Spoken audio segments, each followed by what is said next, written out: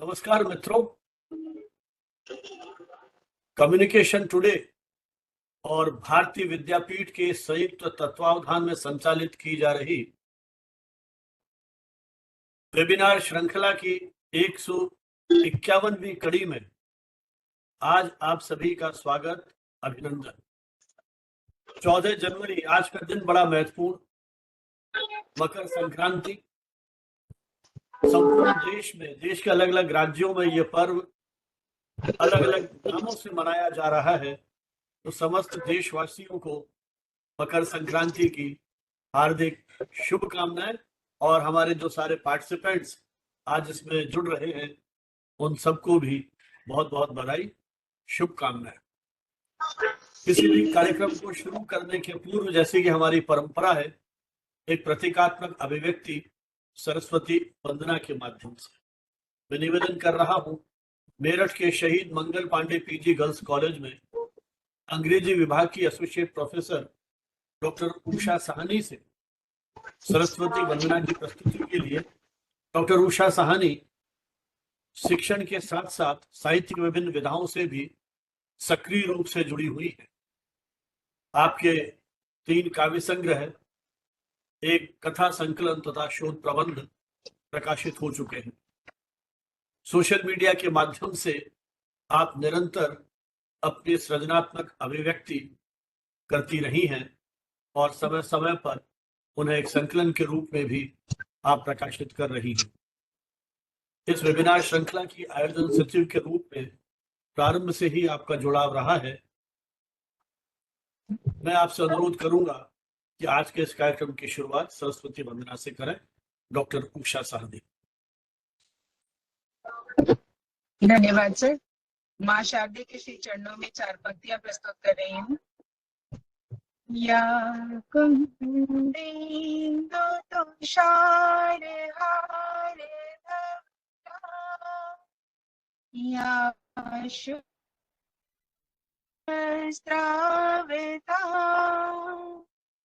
या वीर मंडित करा, या श्वेत मासना, या श्वेत पद्मासना, या श्वेत।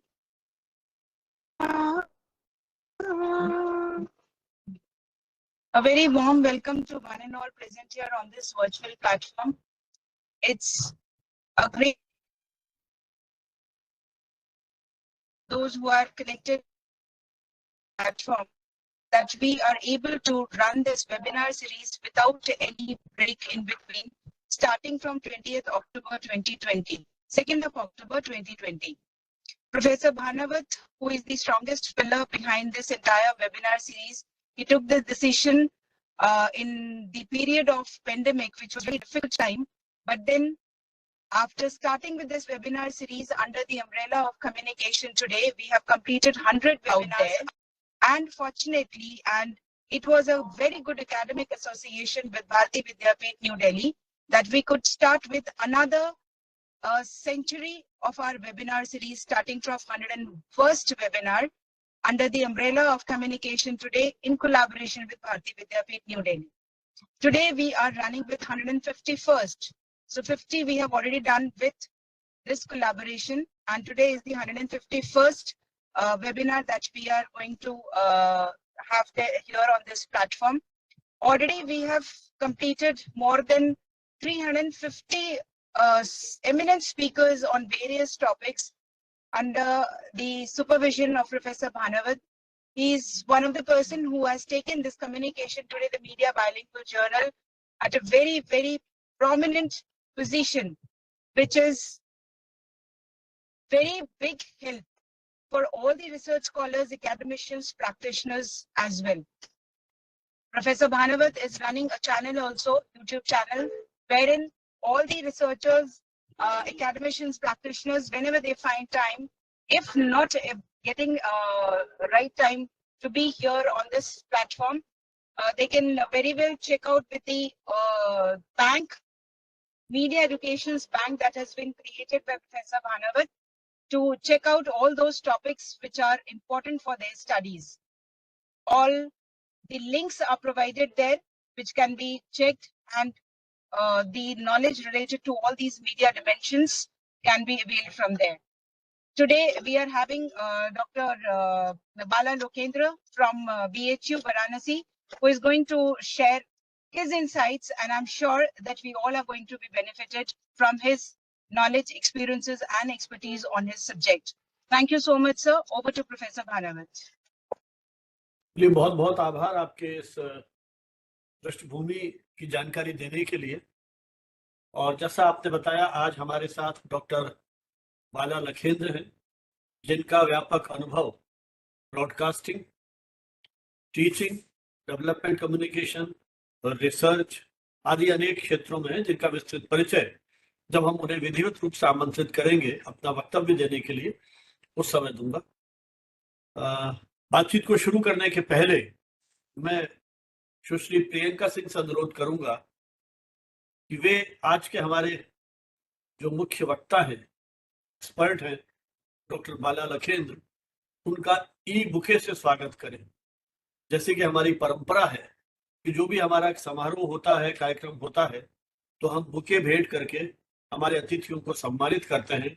जब आभासी मंच पर ये कार्यक्रम हो रहा है, तो हमने कोशिश की कि उस परंपरा को बनाए रखें और ई बुके से हमारे जो विशेषज्ञ हैं उनका हम अभिनंदन करें। प्रियंका जी इस समय भारतीय विद्यापीठ में school of journalism and mass communication में सहायक प्रोफेसर के रूप में अध्यापन कार्य कर रही हैं। आपका भी रेडियो इंडस्ट्री के साथ लंबा जुड़ाव रहा है। आरजे प्रियंका नाम से आप नियमित रूप से अपने शो करती रही हैं। इसी के साथ साथ आप मैनेजमेंट वाला एरिया है उसके साथ जुड़ी रही हैं और कई नेशनल इंटरनेशनल इवेंट्स आपको उनके साथ जुड़ने का, उनका आयोजित करने का महत्वपूर्ण अवसर मिला है। पॉडकास्टिंग जो इस समय की एक नवीनतम विधा है, उस पर आप अपना पीएचडी वर्क जो है वो कर रही हैं और एक शिक्षक के रूप में जो अकादमिक गतिविधियां होती हैं उसके साथ भी आपका सक्रिय जुड़ाव है। सेमिनार्स, कॉन्फ्रेंस, वर्कशॉप्स, उसमें आप नियमित रूप से आपकी सहभागिता रही है और इस समय आप भारतीय विद्यापीठ में जनसंपर्क अधिकारी के रूप में भी, पब्लिक रिलेशंस ऑफिसर के रूप में भी काम कर रही हैं। तो एक प्रकार से जनसंपर्क कर्मी, प्रसारण कर्मी और शिक्षक तीनों का एक कहना चाहिए कि सम्मिलन आपके उस पर्सनैलिटी में है। मैं आपसे अनुरोध करूंगा कि बालाजी का ई बुके से आप स्वागत करें प्रियंका से। Sir thank you so much, आपने मेरा इतना एलैबोरेट तरीके से इंट्रोडक्शन दिया। And sir most welcome doctor Bala Lakhendra sir, आज आप हमारे साथ जुड़े, आपने हमें मौका दिया कि आपको हम सुन पाए। बिफोर मूविंग अहेड, मैं आपका हमारे ई बुके से स्वागत करती हूँ। ये ई बुके कम्युनिकेशन टुडे और बीवीआई कैम्प दोनों की तरफ से है। Just in honour of your respect that you have given your time, valuable time, and you are going to share your knowledge with us. So most welcome sir. We are inviting you in this webinar. और इस ई bouquet से हमारे director sir अभी जुड़े नहीं है हमारे साथ, तो वो हमेशा एक मैसेज देते हैं कि हम इसकी फ्रेगनेंस को फील करें और ये समझे कि ये जो स्पार्क है, ये जो शाइन है, वो हमारी लाइफ में हमेशा रहे। इसकी फ्रेगनेंस से हमारी लाइफ, हमारी जर्नी और ज्यादा अच्छी हो जाए, फ्रेश हो जाए। So thank you so much sir and you are most welcome in this webinar. बस हमारी तो यही इच्छा है कि जिस प्रकार फूलों की खुशबू अपनी सारी भौगोलिक सीमाओं को तोड़ते हुए दूर दराज के क्षेत्रों में पहुंचती रहती है, उसी प्रकार हमारे विचारों की खुशबू भी देश दुनिया के हर उस कोने में पहुंचे जहां हमारी भाषा और प्रतीकों को जानने वाले लोग रह रहे हैं। और जिस तरह से हमने पिछले 4 वर्षों में कोशिश की है मीडिया संबंधी समसामयिक विषयों पर चर्चा के माध्यम से एक वैचारिक चेतना को जगाने का प्रयास किया है, उसी क्रम में आज हम एक महत्वपूर्ण विषय पर बात करने जा रहे हैं। आईपीआर एंड मीडिया रिसर्च, बौद्धिक संपदा अधिकार और मीडिया शोध। कम्युनिकेशन टुडे की जो 28 वर्षों की यात्रा है, उसमें भी हमने कोशिश की है कि मीडिया संबंधी शोध को हम सामने लेकर के आए, विशेषकर मीडिया से जुड़े हुए शोधार्थियों, जिज्ञासुओं और शिक्षकों के लिए। मीडिया एक ऐसा विषय है जो आजकल विभिन्न डिसिप्लिन्स के साथ जुड़ा हुआ है, तो प्रकारांतर से हमारे इस अभियान के साथ विभिन्न अनुशासनों के विशेषज्ञ भी समय समय पर जुड़ते रहे हैं, चाहे वो अकादमिक विषयों की बात हो या जीवन के अलग अलग क्षेत्रों की बात हो, चाहे राजनीति से जुड़े हुए लोग हैं, चाहे प्रशासन से, चाहे फिल्म, थिएटर आदि क्षेत्रों से जुड़े हुए हैं, जनसंपर्क, विज्ञापन, इन सभी लोगों ने मिलकर के जिस तरह से अभियान को आगे बढ़ाया, जैसा डॉक्टर उषा ने बताया कि ये सब कुछ हमने सारे डेलिब्रेशंस और मीडिया और साहित्य से जुड़े हुए अनेक विषयों पर महत्वपूर्ण विचार विमर्श हमारे यूट्यूब चैनल के माध्यम से इसको हमने एक सार्वजनिक रूप से इस चर्चा को आगे बढ़ाने की कोशिश की है। इसी प्रकार भारतीय विद्यापीठ, जहाँ एक इसी तरह के आयोजन में मुझे जाने का मौका मिला, तो वहाँ के निदेशक प्रोफेसर एम.एन. हुडा ने ये प्रस्ताव रखा था कि क्यों नहीं दोनों एक तरह से जो यूनिट्स हैं, संस्थान है, ये मिलकर के इस अभियान को आगे बढ़ाएं। और लगभग 1 वर्ष पूर्व प्रारंभ हुआ यह संयुक्त अभियान अपनी हाफ सेंचुरी पूरा कर चुका है और उम्मीद करते हैं जल्दी ही हमारी 1 सेंचुरी पूरी होगी। जैसा कि आज का विषय है आईपीआर और मीडिया रिसर्च, मुझे लगता है कि आईपीआर के बारे में जागरूकता बहुत कम जनों को है, बहुत कम लोगों को है। अक्सर विश्वविद्यालयों में काम करने वाले शिक्षकों से, जो हमारी एक्रेडिटेशन एजेंसीज हैं, जो भी सुपरविजन के लिए आती हैं, वो अक्सर ये सवाल पूछती हैं, या जो वर्ल्ड रैंकिंग होती है उसमें भी सवाल पूछा जाता है कि आपके विश्वविद्यालय के कितने शिक्षकों के पास पेटेंट है। वो पेटेंट होता क्या है, पेटेंट की प्रक्रिया क्या है। कॉपीराइट के बारे में तो हम थोड़ा बहुत जानते होंगे, फिर भी क्योंकि अक्सर कई वर्षों से ये सुनते आ रहे हैं, सामान्य रूप से भी हर किताब पे लिखा रहता है कॉपीराइट सो एंड सो। लेकिन ये जो बौद्धिक संपदा अधिकार की बात है, इसके बारे में प्राय चर्चा कम होती है। और बौद्धिक संपदा अधिकार का क्षेत्र बहुत व्यापक है। वस्तुतः जिस प्रकार से कॉपीराइट की मूल भावना है कि आपके बौद्धिक श्रम से उत्पन्न किसी भी क्रिएशन पर आपका अधिकार है, जैसे संपत्ति का अधिकार है, वैसे ही आपका उस पर एक तरह से कॉपीराइट या स्वामित्व है। इसी प्रकार से जो बौद्धिक संपदा अधिकार है, ये भी आपकी रचनात्मकता और नवाचार को किसी न किसी रूप में प्रोत्साहित करता है। तो एक प्रकार से ये भी एक संवैधानिक, एक कानूनी ढांचा है जिसके तहत आपको यह अधिकार दिया गया है। हर क्षेत्र में इसका असर है। विज्ञान में तो खैर बहुत अधिक है। विज्ञान के जो हमारे शोधार्थी हैं, शिक्षक हैं, वो तो सीधे इससे कहीं ना कहीं जुड़ते हैं। लेकिन मुख्य रूप से मानविकी और समाज विज्ञान के जो विद्यार्थी हैं, उनको इसके बारे में जानकारी, जितना मेरा अनुभव है अपना अध्यापन का और देश के अनेक विश्वविद्यालयों में जाने का, तो मुझे लगता है कि बहुत कम हमारे मित्रों को इसके बारे में पूरी जानकारी है, उसकी प्रक्रिया के बारे में और इसके मुख्य प्रावधानों के बारे में। तो ये जो बौद्धिक संपदा अधिकार है, इसमें किस तरह से कॉपीराइट जुड़ा हुआ है, किस तरह से पेटेंट जुड़ा हुआ है, ट्रेडमार्क जुड़े हुए हैं, आपके डिजाइन का जो एक तरह से राइट्स हैं वो कैसे जुड़े हुए हैं, तो बहुत सारे इसके पक्ष हैं जिनके बारे में चूंकि बालाजी लंबे समय से इस विधा में काम कर रहे हैं। और मेरे ख्याल बालाजी से जो मेरा पहला परिचय है वो तेजपुर यूनिवर्सिटी में हुआ था, यदि मुझे सही याद है, और शिक्षण में जब इनकी एंट्री होती है उस समय, और उसके बाद तो लगातार हमारी वेबिनार्स के साथ भी इनका काफी जुड़ाव रहा। तो ये जो आज का डिजिटल युग आ गया, इसमें तो मुझे लगता है बौद्धिक संपदा अधिकार और कॉपीराइट जैसे जो मुद्दे हैं, ये तो और भी महत्वपूर्ण हो गए हैं, क्योंकि ये बिल्कुल पब्लिक डोमेन में है सारी चीजें, और आसानी से हर व्यक्ति की पहुंच, एक क्लिक के ऊपर इनकी पहुंच है। हालांकि तकनीक ने हमको सुविधा दी है।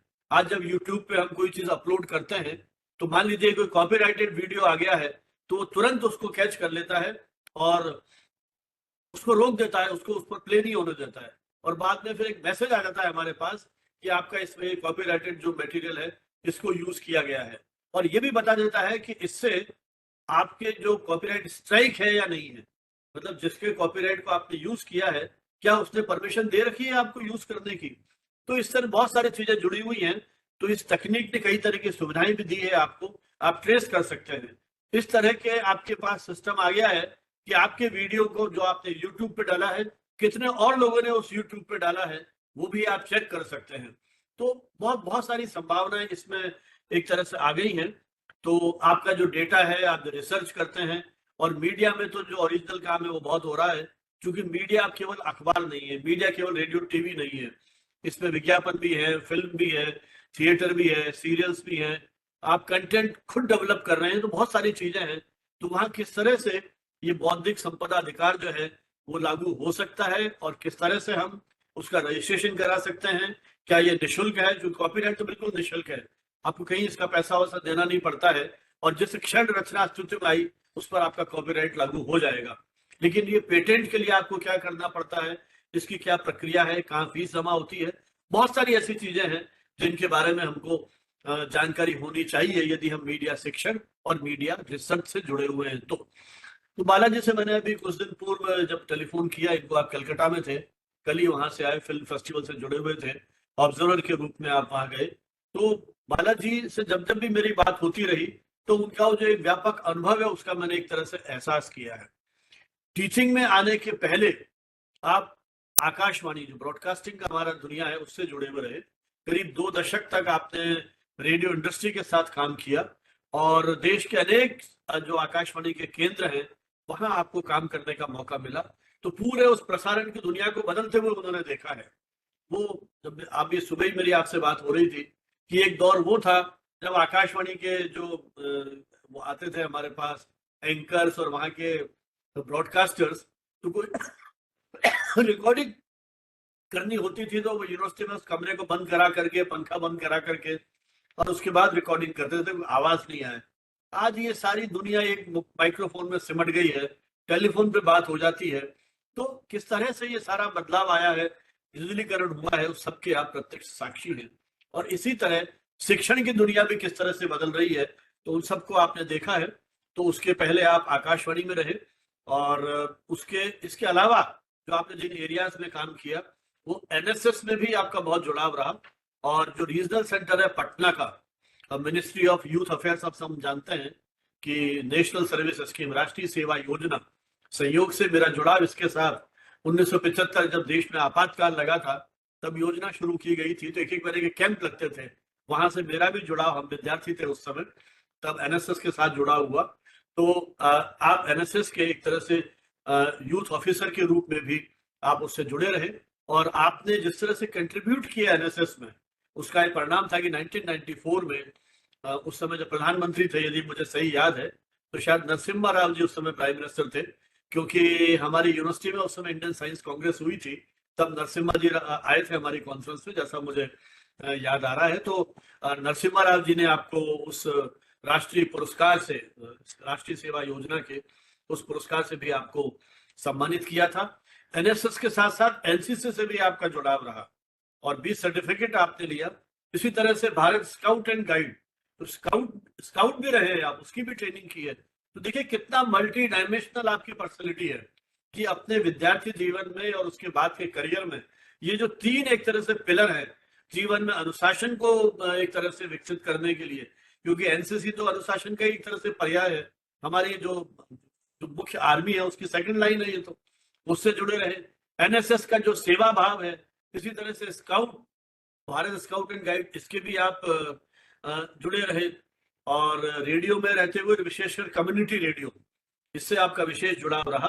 टेलीविजन के साथ जुड़ाव रहा, आज भी आप दूरदर्शन के साथ जुड़े हुए हैं, और जो भी इंपॉर्टेंट इवेंट्स हैं, राइट फ्रॉम पीएम विजिट से लेकर के वीआईपी विजिट से लेकर के जो नेशनल इंटरनेशनल इवेंट्स इस समय बनारस में हो रहे हैं, क्योंकि वर्तमान में आप बनारस हिंदू यूनिवर्सिटी का जो मास कम्युनिकेशन डिपार्टमेंट है वहाँ सीनियर असिस्टेंट प्रोफेसर के रूप में काम कर रहे हैं, तो उसमें भी आप जुड़े हुए हैं। फिल्म्स के साथ आपका जुड़ाव है। तो एक तरह से मल्टी डायमेंशनल पर्सनैलिटी बालाजी की रही है। और इसके अलावा आप ऑल इंडिया रेडियो के अलावा ये जो मैंने आपसे बताया कि जो अवार्ड मिला था आपको 94 में एनसीसी का, इसके अलावा आपको बहुत सारे पुरस्कार मिल चुके हैं, जिसमें भारत के वाइस प्रेसिडेंट ने भी आपको पुरस्कृत किया आपके विभिन्न क्षेत्रों में योगदान के लिए। देश दुनिया की अनेक जगह यात्रा करने का अवसर मिला, देश में तो बहुत जगह घूमे हैं, देश के बाहर भी आपको जाने का मौका मिला, जापान आदि देशों में, और वहां आयोजित जो कार्यशालाएं हैं उसमें भी आपने निरंतर सहभागिता की है। ट्रेनिंग आपने दी है अलग अलग क्षेत्रों में, और ट्रेनिंग प्राप्त भी की है। तो ट्रेनिंग प्राप्त करने के बाद जो कुछ आपने सीखा है वो उस युवा पीढ़ी के माध्यम से आपने आगे भी उसको पहुंचाया है। तो साहित्य सृजन के क्षेत्र में भी आपका काम रहा है, राष्ट्रीय शिखर साहित्य सम्मान और बेस्ट एनएसएस वॉलंटियर, इन पुरस्कारों से भी आप सम्मानित हो चुके हैं। आपकी एक प्रमुख पुस्तक है, ये तो प्रकाशन की आपकी लंबी श्रृंखला है, मैं यदि पूरी बात करूंगा तो समय बहुत लग जाएगा, लेकिन एक पुस्तक का जिक्र करूंगा, community radio a tool of participatory communication for development. ये पुस्तक आपकी विशेष चर्चित रही, राष्ट्रीय अंतर्राष्ट्रीय स्तर पर ये एक तरह से पुस्तक जो है वो सम्मानित हुई है। तो आपके जीवन के बहुत सारे पक्ष, बहुत सारे क्षेत्रों में आपने शोध अनुसंधान किया है और समय समय पर और विषयों पर आपसे बातचीत करेंगे, लेकिन आज का जो विषय है वो है आईपीआर और मीडिया एंड रिसर्च। तो मैं बाला से अनुरोध करूंगा कि इस विषय पर जो कुछ आपका अनुभव है, जो कुछ अध्ययन चिंतन मनन है, उसको हमारे साथ साझा करें। भाई बाला लखेंद्र जी। जी, बहुत बहुत प्रणाम करता हूँ माननीय आचार्य प्रोफेसर संजीव भानावत जी। आप भारतवर्ष में नहीं, दुनिया भर के देशों में आपको लोग याद करते हैं और आपकी भाषा इतनी सरल और इतनी सशक्त है, जब आप बोलते हैं तो लगता है शब्द मोती की तरह प्रस्फुटित हो रहा है। तो ये हम विद्यार्थियों को सीखना चाहिए। सर से मुलाकात हमारी तेजपुर विश्वविद्यालय के दौरान हुई, लेकिन हम लोग 2 दिन साथ में लखनऊ विश्वविद्यालय में थे, बाबा साहब अम्बेडकर विश्वविद्यालय लखनऊ में थे, जब माननीय प्रोफेसर संजीव भानावत सर और हमारे प्रोफेसर हरीश कुमार जी वहाँ पर थे। और फिर हम लोग वहाँ के कार्यक्रमों के बाद रात्रि भोजन के बाद भ्रमण किया करते थे। तब सबसे सर से लंबी चर्चा हुई, फिर बाद में बहुत सारे कार्यक्रमों में मिलना हुआ। तो मैं माननीय आचार्य प्रोफेसर संजीव भानावत जी को प्रणाम करता हूँ और माननीय प्रोफेसर एम.एन. हुदा साहब जो निदेशक हैं इस संस्थान के, यहाँ पर सुश्री प्रियंका सिंह जी हैं, मैडम प्रोफेसर उषा साहनी जी ने अभी सरस्वती वंदना की प्रस्तुति की, बहुत ही खूबसूरत प्रस्तुति। यद्यपि वो कहीं यात्रा पर थी, वो दिख रहा था कि वो यात्रा पर हैं। और फिर बाकी यहाँ पर हमारे जितने अतिथि जुड़े हैं सबों को मैं प्रणाम करता हूँ। मेरे विद्यार्थी भी दिख रहे हैं। I can see Gitanjali is from Kerala और अभी पिछले वर्ष उन्होंने काशी हिंदू विश्वविद्यालय में योगदान किया है। Why I am taking her name because Gitanjali को हिंदी बिल्कुल समझ में नहीं आती है लेकिन बहुत मुश्किल होता है। तो गीतांजलि आप क्षमा करेंगी क्योंकि अभी जो हमारा कन्वर्सेशन है वो हिंदी में होगा, लेकिन in between I will use few of the terminologies in English. हमने पहले ही तय किया था कि हम हिंदी को कम्युनिकेशन होगा, but I will try my best something so that you also other Gitanjali I can see this. तो सभी का स्वागत है। और आज के दिन जब ये हम 151वां 151st एपिसोड इस कार्यक्रम का कर रहे हैं, तो ये बहुत ही महत्वपूर्ण है और वो भी उस दिन को कर रहे हैं जब पूरे देश में, पूरे दुनिया में जब लोग यहाँ है, चाहे वो संक्रांति हो या पोंगल हो या भोगाली बिहू हो या फिर अन्य क्षेत्रों में जो लोहरी हो, वो मना रहे हैं। तो आज का बहुत महत्वपूर्ण दिवस है और इस दिन हमें प्रोफेसर संजीव भानावत ने ये मौका दिया, तो हम उनके प्रति बहुत बहुत आभार व्यक्त करते हैं। पिछले 7 दिनों से हम लोग कलकत्ता में थे, वहाँ पर उत्तर ईस्ट जोन का पूरा फेस्टिवल था, जिसमें देश भर के विश्वविद्यालय और बहुत बड़ी संख्या में लगभग 1000 बच्चे भाग ले रहे थे। तो वहाँ व्यस्तता थी, इसलिए सर से बहुत बात स्पष्ट नहीं हो पा रही थी, क्योंकि सर से जब भी कम्युनिकेशन होता था तो हम लोग किसी न किसी कार्यक्रम में थे। तो भी अब सर ने आदेश किया है। तो सबसे पहले आप सभी देख जानते हैं कि जब फिल्म चलता है तो डिस्क्लेमर दिखाते हैं। तो मेरा सबसे पहला डिस्क्लेमर या आप एक्नॉलेजमेंट ये कहें कि हो सकता है कि आपके जितने लोग यहाँ जुड़े हैं, आपके ये इंटेलेक्चुअल प्रॉपर्टी राइट की बात ही नहीं हो और शायद इसमें कुछ नहीं मिले आपको, लेकिन मैं पूरी कोशिश करूंगा कि आपको कुछ ऐसी जानकारी दी जाए जो आपके क्षेत्र में, अकादमिक क्षेत्र में या फिर अगर इंडस्ट्री के क्षेत्र में आप अपना करियर बनाना चाहते हैं तो वहाँ आपको इसका लाभ मिले। तो आज जैसा कि सर ने कहा है इंटेलेक्चुअल प्रॉपर्टी, उस पर चर्चा करेंगे। शुरू करने से पहले, क्योंकि बहुत महत्वपूर्ण विषय है, हम तो आप अगर आप सब हैं तो आप प्रश्न है कि आप सब रेडियो का पिता रेडियो किससे मानते हैं? आप चैट बॉक्स में शायद लिख पाएंगे। मैडम प्रियंका जी ये ना चैट बॉक्स में? बिल्कुल सर, लिख पाएंगे। चैट बॉक्स ओपन है, अनम्यूट करके भी बोल सकते हैं। आप चैट बॉक्स लिखें तो बहुत खुशी होगी कि आप हमारे रेडियो के क्योंकि ये पेटेंट से जुड़ा हुआ एक मामला है और बहुत ही अंतर्राष्ट्रीय मामला है, बहुत ही खूबसूरत मामला है और उसके बाद आप इंटेलेक्चुअल प्रॉपर्टी राइट को अच्छी तरह से समझ पाएंगे या करके भी बोल सकते हैं। तो who is known as father of radio.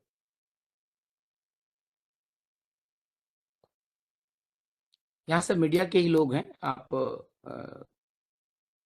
लिख सकते हैं या बोल सकते हैं और नहीं तो मैं ही उत्तर देके उसको फिर आगे बढ़ाऊं बात को।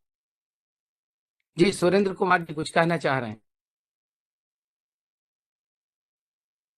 कोई सर एक बता दें तो फिर ये बात आगे बढ़ेगी। जी सर नमस्कार। जब हम रेडियो की बात करते हैं तो मार्कोनी का ही नाम आता है सर सबसे पहले। जी जी बहुत अच्छा बहुत अच्छा। तो हम किन्हीं और का उत्तर नहीं जान के प्रतीक्षा करके आगे बढ़ाएं। तो ये है कि Markovnikov is not the real father of radio. ये मीडिया के लोग इसको बालाजी जानते एक हैं कि उत्तर आया है जेसी बोस। बालाजी एक उत्तर आया है जेसी बोस, जगदीश चंद्र बसु। जगदीश चंद्र जी बोस। जी जी ठीक है। हम उनके उत्तर को भी शामिल कर लेंगे लेकिन वो उत्तर सही नहीं है। ये सही है कि हमारे साहित्य में इस बात की चर्चा है, जब रेडियो की चर्चा होती है, रेडियो के विकास की चर्चा होती है तो जगदीश चंद्र बसु जी का नाम आता है क्योंकि उन्होंने गन सर पाउडर के जहाँ तक माध्यम से मुझे पता है इनका नाम जी मार्कोनी है, क्ली मार्कोनी ऐसे ही है इनका नेम। नहीं मैडम, मार्कोनी जी फादर नहीं है रेडियो के। गुगलिनो मार्केट, जी मार्कोनी हाँ मीन्स हाँ हाँ, लेकिन राइट। वो नहीं है और ये आप पेटेंट से जुड़ी हुई है इसलिए मैं इसको रखना चाहता था और आप सबों को बताऊं कि उसके जो रियल फादर हैं, रेडियो के जो रियल फादर हैं वो हैं टेस्ला साहब। टेस्ला का नाम शायद आप सब जानते होंगे। अगर टेस्ला है रेडियो के फादर और ये पूरा एक आर्टिकल है जो पिछले दिनों मैंने पढ़ा और तब से मैंने ये निर्णय किया कि मैं यहाँ जाऊंगा, टेस्ला के जो करूंगा जो भ्रांति है या लोगों की मिस इन्फॉर्मेशन है खासतौर से इंटेलेक्चुअल की राइट के संदर्भ में, तो उनको पता चले। जितने हमारे मीडिया कर्मी हैं, जितने मीडिया के विद्यार्थी हैं, भी एक जगह ये Shubham Mishra has written sir he is Nikola Tesla. Yes he is Nikola Tesla. So Tesla की कहानी है पेटेंट को लेकर, तो मैं चाहता हूं कि बहुत संक्षेप में वो पढ़ दूं जिससे कि बात और आगे बढ़े और बहुत ही महत्वपूर्ण है, ये जानना जरूरी है हमारे मीडिया के लोगों को। आप सभी जानते हैं कि जब यूरोप में औद्योगिक क्रांति हुई और क्रांति के बाद औद्योगिक क्रांति के बाद उद्योग में बहुत सारे प्रोडक्शन होने लगे, प्रोडक्ट्स हमारे सामने आने लगे और फिर उस प्रोडक्ट को लेकर बहुत सारे संघर्ष होने लगे कि पहले हम किया, पहले हमने किया और क्या किया। तो उस समय पहला जो कन्वेंशन हुआ वो Paris convention for the protection of industrial property कहते हैं, जो 1883 में हुआ। और की बात करें या फिर और भी दूसरे हुए उसमें खोज और चल रहा था और चीजें सामने आ रही बहुत ये था। तो अभी जैसा कि सर ने कहा कि प्रॉपर्टी जो हमारा होता है वो दो तरीके का होता है। एक तो है फिजिकल प्रॉपर्टी, जैसे जमीन है, आपका की भूमि है, या आपके पास आपका लैपटॉप है, आपकी संपत्ति है, आपका मोटरसाइकिल है, कार है, बहुत सारी चीजें हैं और वो प्रॉपर्टी अगर आप उसके होल्डर हैं, अगर आप उसके धारक हैं तो आप उसको किसी को दे सकते हैं। That is why it is your property. ये पूरा डेफिनेशन है, इस पर हम चर्चा नहीं करके कि वो प्रॉपर्टी क्यों है। प्रॉपर्टी है, उसके आप धारक हैं तो आप उसको किसी को दे सकते हैं। उसी तरह इंटेलेक्चुअल प्रॉपर्टी है, बौद्धिक जिसको हम बौद्धिक संपदा। बौद्धिक संपदा के बारे में बहुत सारे लोगों को जानकारी नहीं है, तो हम बताएं आपको कि इसमें जो ये चर्चा आती है टेस्ला वाली बात में जो राइट पढ़ देता हूँ। With his newly created coils, he could transmit and receive power signals when they were tuned to resonate at the same frequency. When a coil is tuned to a signal of a particular frequency, it defines the incomplete energy through resonant. By early 1895, Tesla was ready 50 miles to West Point to the New York, but due to disaster, his sudden period of similar patent has Marconi, Guglielmo Marconi, and this was granted to him. So came to him, और उन्होंने कहा कि जो बात आप कहते थे, जो बात आप जिस पेटेंट की चर्चा कर रहे थे, आपने वो पेटेंट नहीं फाइल किया, और अभी मार्कोनी उन्होंने रेडियो का प्रसारण शुरू कर दिया जबकि वो आपका था। तो उन्होंने कहा कि ऐसी कोई बात नहीं है, he was a great inventor। उन्होंने कहा कि ऐसा एक नहीं, मार्कोनी तो मेरे 17 इन्वेंशन पर मेरे 17 इन्वेंशन जो पेटेंट लिए हैं उसका यूज करके काम है, कोई बात नहीं, I have no problem, at least doing for the betterment of society, समाज, इसलिए हमें कोई इसकी चिंता नहीं है। लेकिन जब उसी पेटेंट को लेकर आपको सबको पता होगा कि मार्कोनी को, अभी तुरंत बता रहा हूं कि मार्कोनी को उसी पेटेंट के नाम पर के काम उन मिल गया। नोबेल लिखा है अभी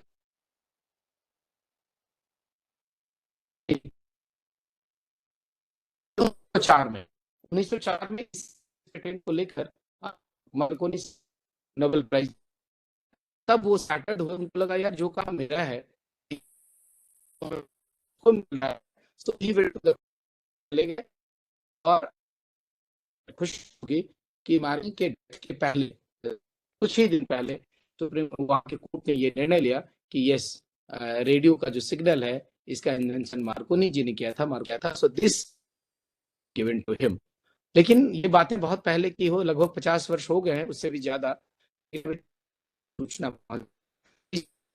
बहुत ही, और पेटेंट के बारे में हम जान कि प्रॉपर्टी राइट है क्या, इसके अंतर्गत क्या क्या चीजें आती है, और हम इसको कैसे अपने एकेडमिक के लिए, इंडस्ट्री के लिए कैसे इसका उपयोग कर सकते हैं। अभी जैसा कि रेडियो बात हुई, जगदीश चंद्र बसु साहब का नाम आया था, ने इस अपने कार्य का कोई पेटेंट कराया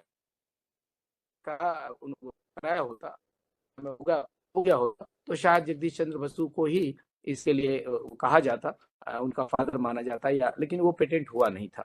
तो इसीलिए ये इस बात की आवश्यकता है, यदि आप में कुछ क्रिएटिविटी है, अगर आपके मन में चिंतन है, कुछ इनोवेशन है, कि आपने कुछ क्रिएटिव किया है, तो उसे आप उसे रजिस्टर्ड कराइए और उसके लिए आप प्रमाण पत्र लीजिए, क्योंकि बिना रजिस्टर्ड कराए हुए, बिना उसको पंजीकृत कराए हुए आप नहीं कह सकते कि ये सामग्री मेरे द्वारा प्रस्तुत की गई है या ये मेरे द्वारा खोज की गई है।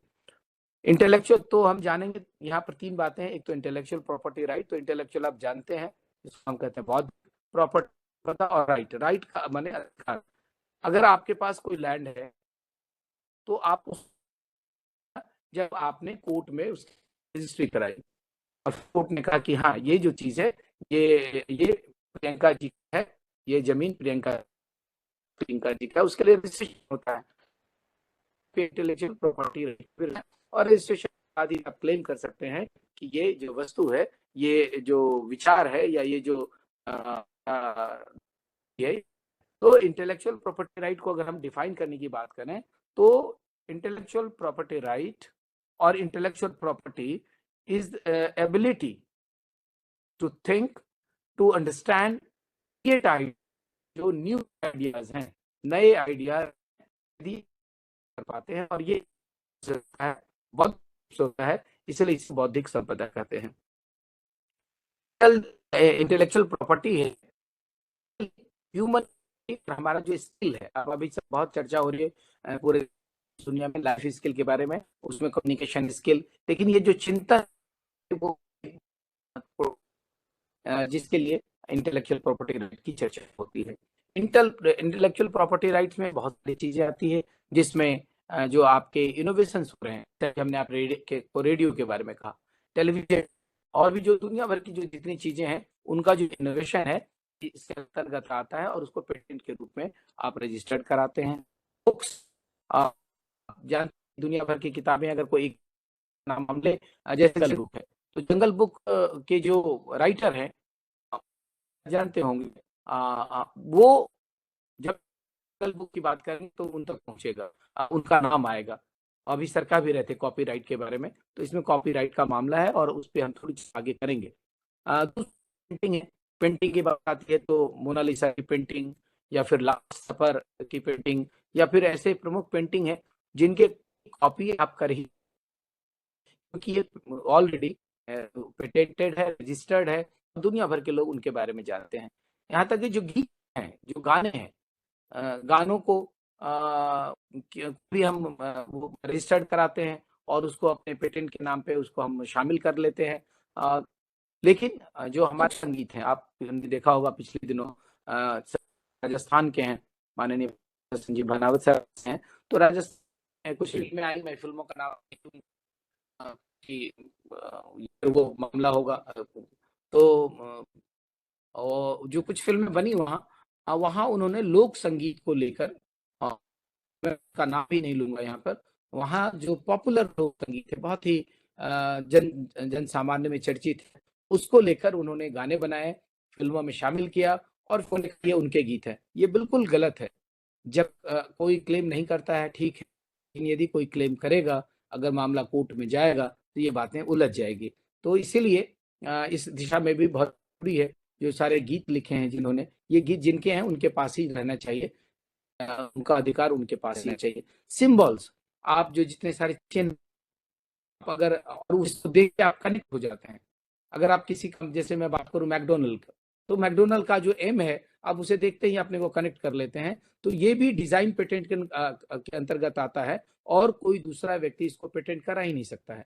अब जैसे आप लैपटॉप पे बैठे होंगे, लैपटॉप से देख रहे हैं, तो आपका जिस कंपनी का लैपटॉप है आप देखे होंगे उसका सिंबल है, जैसे HP का, जैसे एप्पल का कटा हुआ, दांत कटा हुआ जो एप्पल है उसका, तो उस सिंबल्स को भी आप, और वो आपका मौलिक अधिकार होता है, वो इंटेलेक्चुअल प्रॉपर्टी राइट के अंतर्गत में आता है। इमेजेज हैं, बहुत सारे ऐसी इमेजेज हैं और जिसको कि आप नहीं कॉपी कर सकते हैं। जैसा सर कह रहे थे कि जब आप कुछ दृश्य दिखाना या गीत सुनाना चाहते हैं, फिल्म दिखाना चाहते हैं, तो वो ऑटोमेटिकली रुक जाता है, क्योंकि अभी जान रहे हैं ये आर्टिफिशियल इंटेलिजेंस का, वो तुरंत आपको रोक देता है। हाँ, यदि आप चाहें तो फिल्म के निर्देशक से या जो उस गाना को लिखा है जिन्होंने, उनसे आप अनुमति लेके उसके उनको वो आप प्रोड्यूस कर सकते हैं। तो ये सारी बातें आएंगी, हम आगे चर्चा करेंगे। तो ये फिर एक आता है डिजाइन।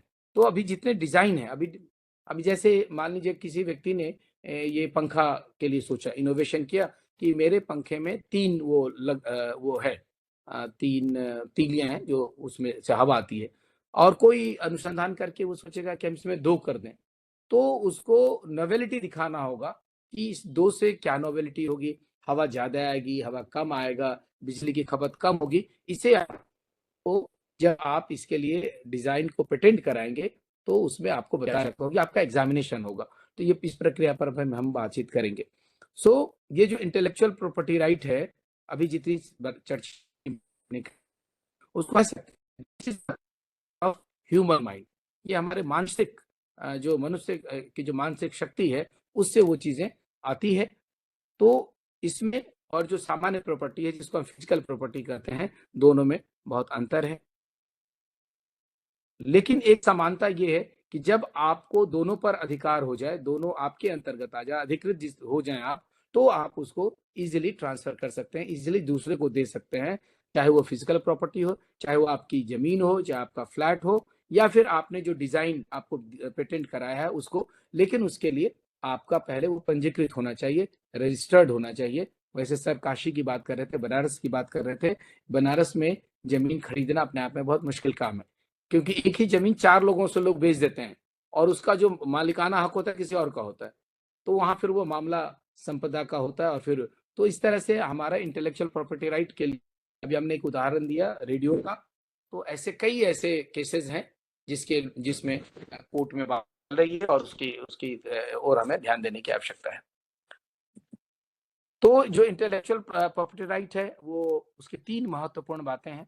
सबसे पहले तो एक है कि आप इंटेलेक्चुअल प्रॉपर्टी राइट अगर आपको दे दिया गया, मिल गया, तो आप उसको किसी को दे सकते हैं, किसी कंपनी को वो अधिकार आप बेच सकते हैं। जैसे आपने गीत लिखे हैं और गीत आपने दे दिया किसी को, तो वो खरीदा जा सकता है, उसको बेचा जा सकता है। तो ये महत्वपूर्ण बात है। दूसरी बात कि जो हमारे राइटर्स हैं, जो किताबें लिख रहे हैं, कहानियां लिख रहे हैं, वो भी इसको इंटेलेक्चुअल प्रॉपर्टी राइट को रजिस्टर करानी आप उसको ये कर सकते हैं, कुछ दूसरे को दे सकते हैं। लोगो, आप अभी मैंने आपको उदाहरण दिया, मैकडोनल्ड का लोगो हो, चाहे और भी बहुत सारे चीज हैं जिसके लोगो से बाटा जो जूता था, एक समय था जब उसकी पॉपुलैरिटी थी और आप उसका लोगो देख के ही समझ जाते थे कि इसके ये मजबूत होगा। तो ये एक दिन में नहीं हुआ, कई कई वर्षों में उसके साथ हो। दूसरा सिग्नेचर ट्यून, आप सभी जानते हैं, सर जैसा कह रहे थे आकाशवाणी के बारे में, तो आकाशवाणी का जो सिग्नेचर ट्यून है वो बहुत मशक्कत के साथ दिल्ली में बनाया गया था और उसकी पहचान है। जैसे ही वो ट्यून बजता है आप समझ जाते हैं कि आकाशवाणी अब शुरू होने वाली है। युवानी, उसके अंतर्गत जो युवानी है वो उसकी अपनी पहचान है और आप उसके बजते ही, प्रियंका जी चूंकि आकाशवाणी से जुड़ी हैं तो वो समझ पाएंगी ये जो सिग्नेचर ट्यून है। तो सिग्नेचर ट्यून को भी जो प्रोड्यूस किया गया वो बौद्धिक क्षमता के आधार पर प्रोड्यूस किया गया, तो उसके पेटेंट कराया गया होगा निश्चित रूप से। और उसका अधिकार आकाशवाणी के बाद सर्वाधिकार कहते हैं, सर्वाधिकार वहाँ निश्चित रूप से वो अधिकार सुरक्षित होगा। और हमारे यहाँ जो मंगल ध्वनि है आकाशवाणी में, जब सिग्नेचर ट्यून के बाद, वंदे मातरम के बाद मंगल ध्वनि बजता है तो हर दिन के लिए एक अलग मंगल ध्वनि है। और उसके लिए हमारे अभी याद करेंगे हम उनको, बिस्मिल्लाह खां साहब को, जिनको भारत रत्न दिया गया, उनका कंट्रीब्यूशन है। और अलग अलग दिन में अलग अलग जो राग है उस पर आधारित हंस ध्वनि और अलग अलग उस है। तो ये भी एक बहुत बड़ी बात है जिसको हमें जानना चाहिए और ये सब इंटेलेक्चुअल प्रॉपर्टी राइट के अंतर्गत ही आता है। अब हम थोड़ी सी बात करेंगे कि उसका जो आईपीआर है वो कौन ले सकता है, कैसे ले सकता है, और इसके लिए जो मूल बातें हैं, जो 4-5 बातें हैं इसके लिए। सबसे पहला तो एक इन्वेंशंस है, जो आप जितने इन्वेंशंस करते हैं वो इसके अंतर्गत आता है। दूसरा है लिटरेरी वर्क, जो लिटरेरी कहानी, कविता, उपन्यास, ये सब भी इसके अंतर्गत आते हैं। आर्टिस्टिक वर्क, अगर आपका कोई पेंटिंग है या फिर आपने कोई ऐसी प्रकृति बनाई है, प्रतिकृति बनाई है, तो वो ये सब उसके अंतर्गत आते हैं। सिंबल्स हमने बता दिया आपको, इमेजेस भी ये सब उसके अंतर्गत आते हैं। तो इस पे हम विस्तार से नहीं जाएंगे क्योंकि फिर वो रिपीटेशन होगा। इस पे और भी बहुत सारी बातें हमने लिखी हैं लेकिन हम उस पर चर्चा नहीं करेंगे। जो इनोवेशन पेटेंट्स होते हैं वो 20 वर्षों के लिए दिए जाते हैं और 20 वर्षों के बाद वो पेटेंट चाहे तो उससे सिमिलर आप पेटेंट कोई दूसरा व्यक्ति थोड़ा उसमें चेंज करके कर सकता है। तो 20 वर्ष के बाद ये और ये जो डिजाइन पेटेंट है, जो अभी जिसकी ओर चर्चा हो रही है, जो हमारे जैसा सर ने कहा कि जो देश के विभिन्न विश्वविद्यालय हैं और विश्वविद्यालयों में ये 2009-10 के बाद हर विश्वविद्यालय में एक आईपीआर सेल खुला, इंटेलेक्चुअल प्रॉपर्टी राइट सेल खुला। और इसका जो लाभ है हमारी ह्यूमैनिटीज और या सोशल साइंस के जो प्रोफेसर्स हैं, विद्वान हैं, वो कम ही ले पा रहे हैं। साइंस के लोग, विज्ञान के लोग हैं, उसको समझते हैं कि हम उसका यूज भी कर रहे हैं और पेटेंट्स भी हो रहे हैं। किसी भी विश्वविद्यालय का अगर आप पेटेंट देखें, जैसा कि सर कह रहे थे कि नैक का जब एक्रीडेशन होता है या एनआईआरएफ की रैंकिंग जब तय होती है तो उसमें हम कहते हैं कि आपका कितना पेटेंट हुआ है। तो आप देखेंगे कि वहाँ का जो 90 या 98 में 99% अगर कहें तो वो पेटेंट आपको साइंस से मिलेगा या मेडिकल से मिलेगा या इंजीनियरिंग से मिलेगा। हमारे ह्यूमैनिटीज वाले, सोशल साइंस वाले ये सब जानते भी नहीं है और उनको लगता भी नहीं कि हमें पेटेंट कराना चाहिए, जबकि सबसे ज्यादा क्रिएटिव माइंड हमारा होता है, हमारा इन द सेंस ह्यूमैनिटीज वालों का होता है। कविता, कहानियां, संस्कृत के श्लोक, even the way you chant the श्लोक, उसका भी पेटेंट आप करा सकते हैं। हाँ, लेकिन जानकारी होने की आवश्यकता है।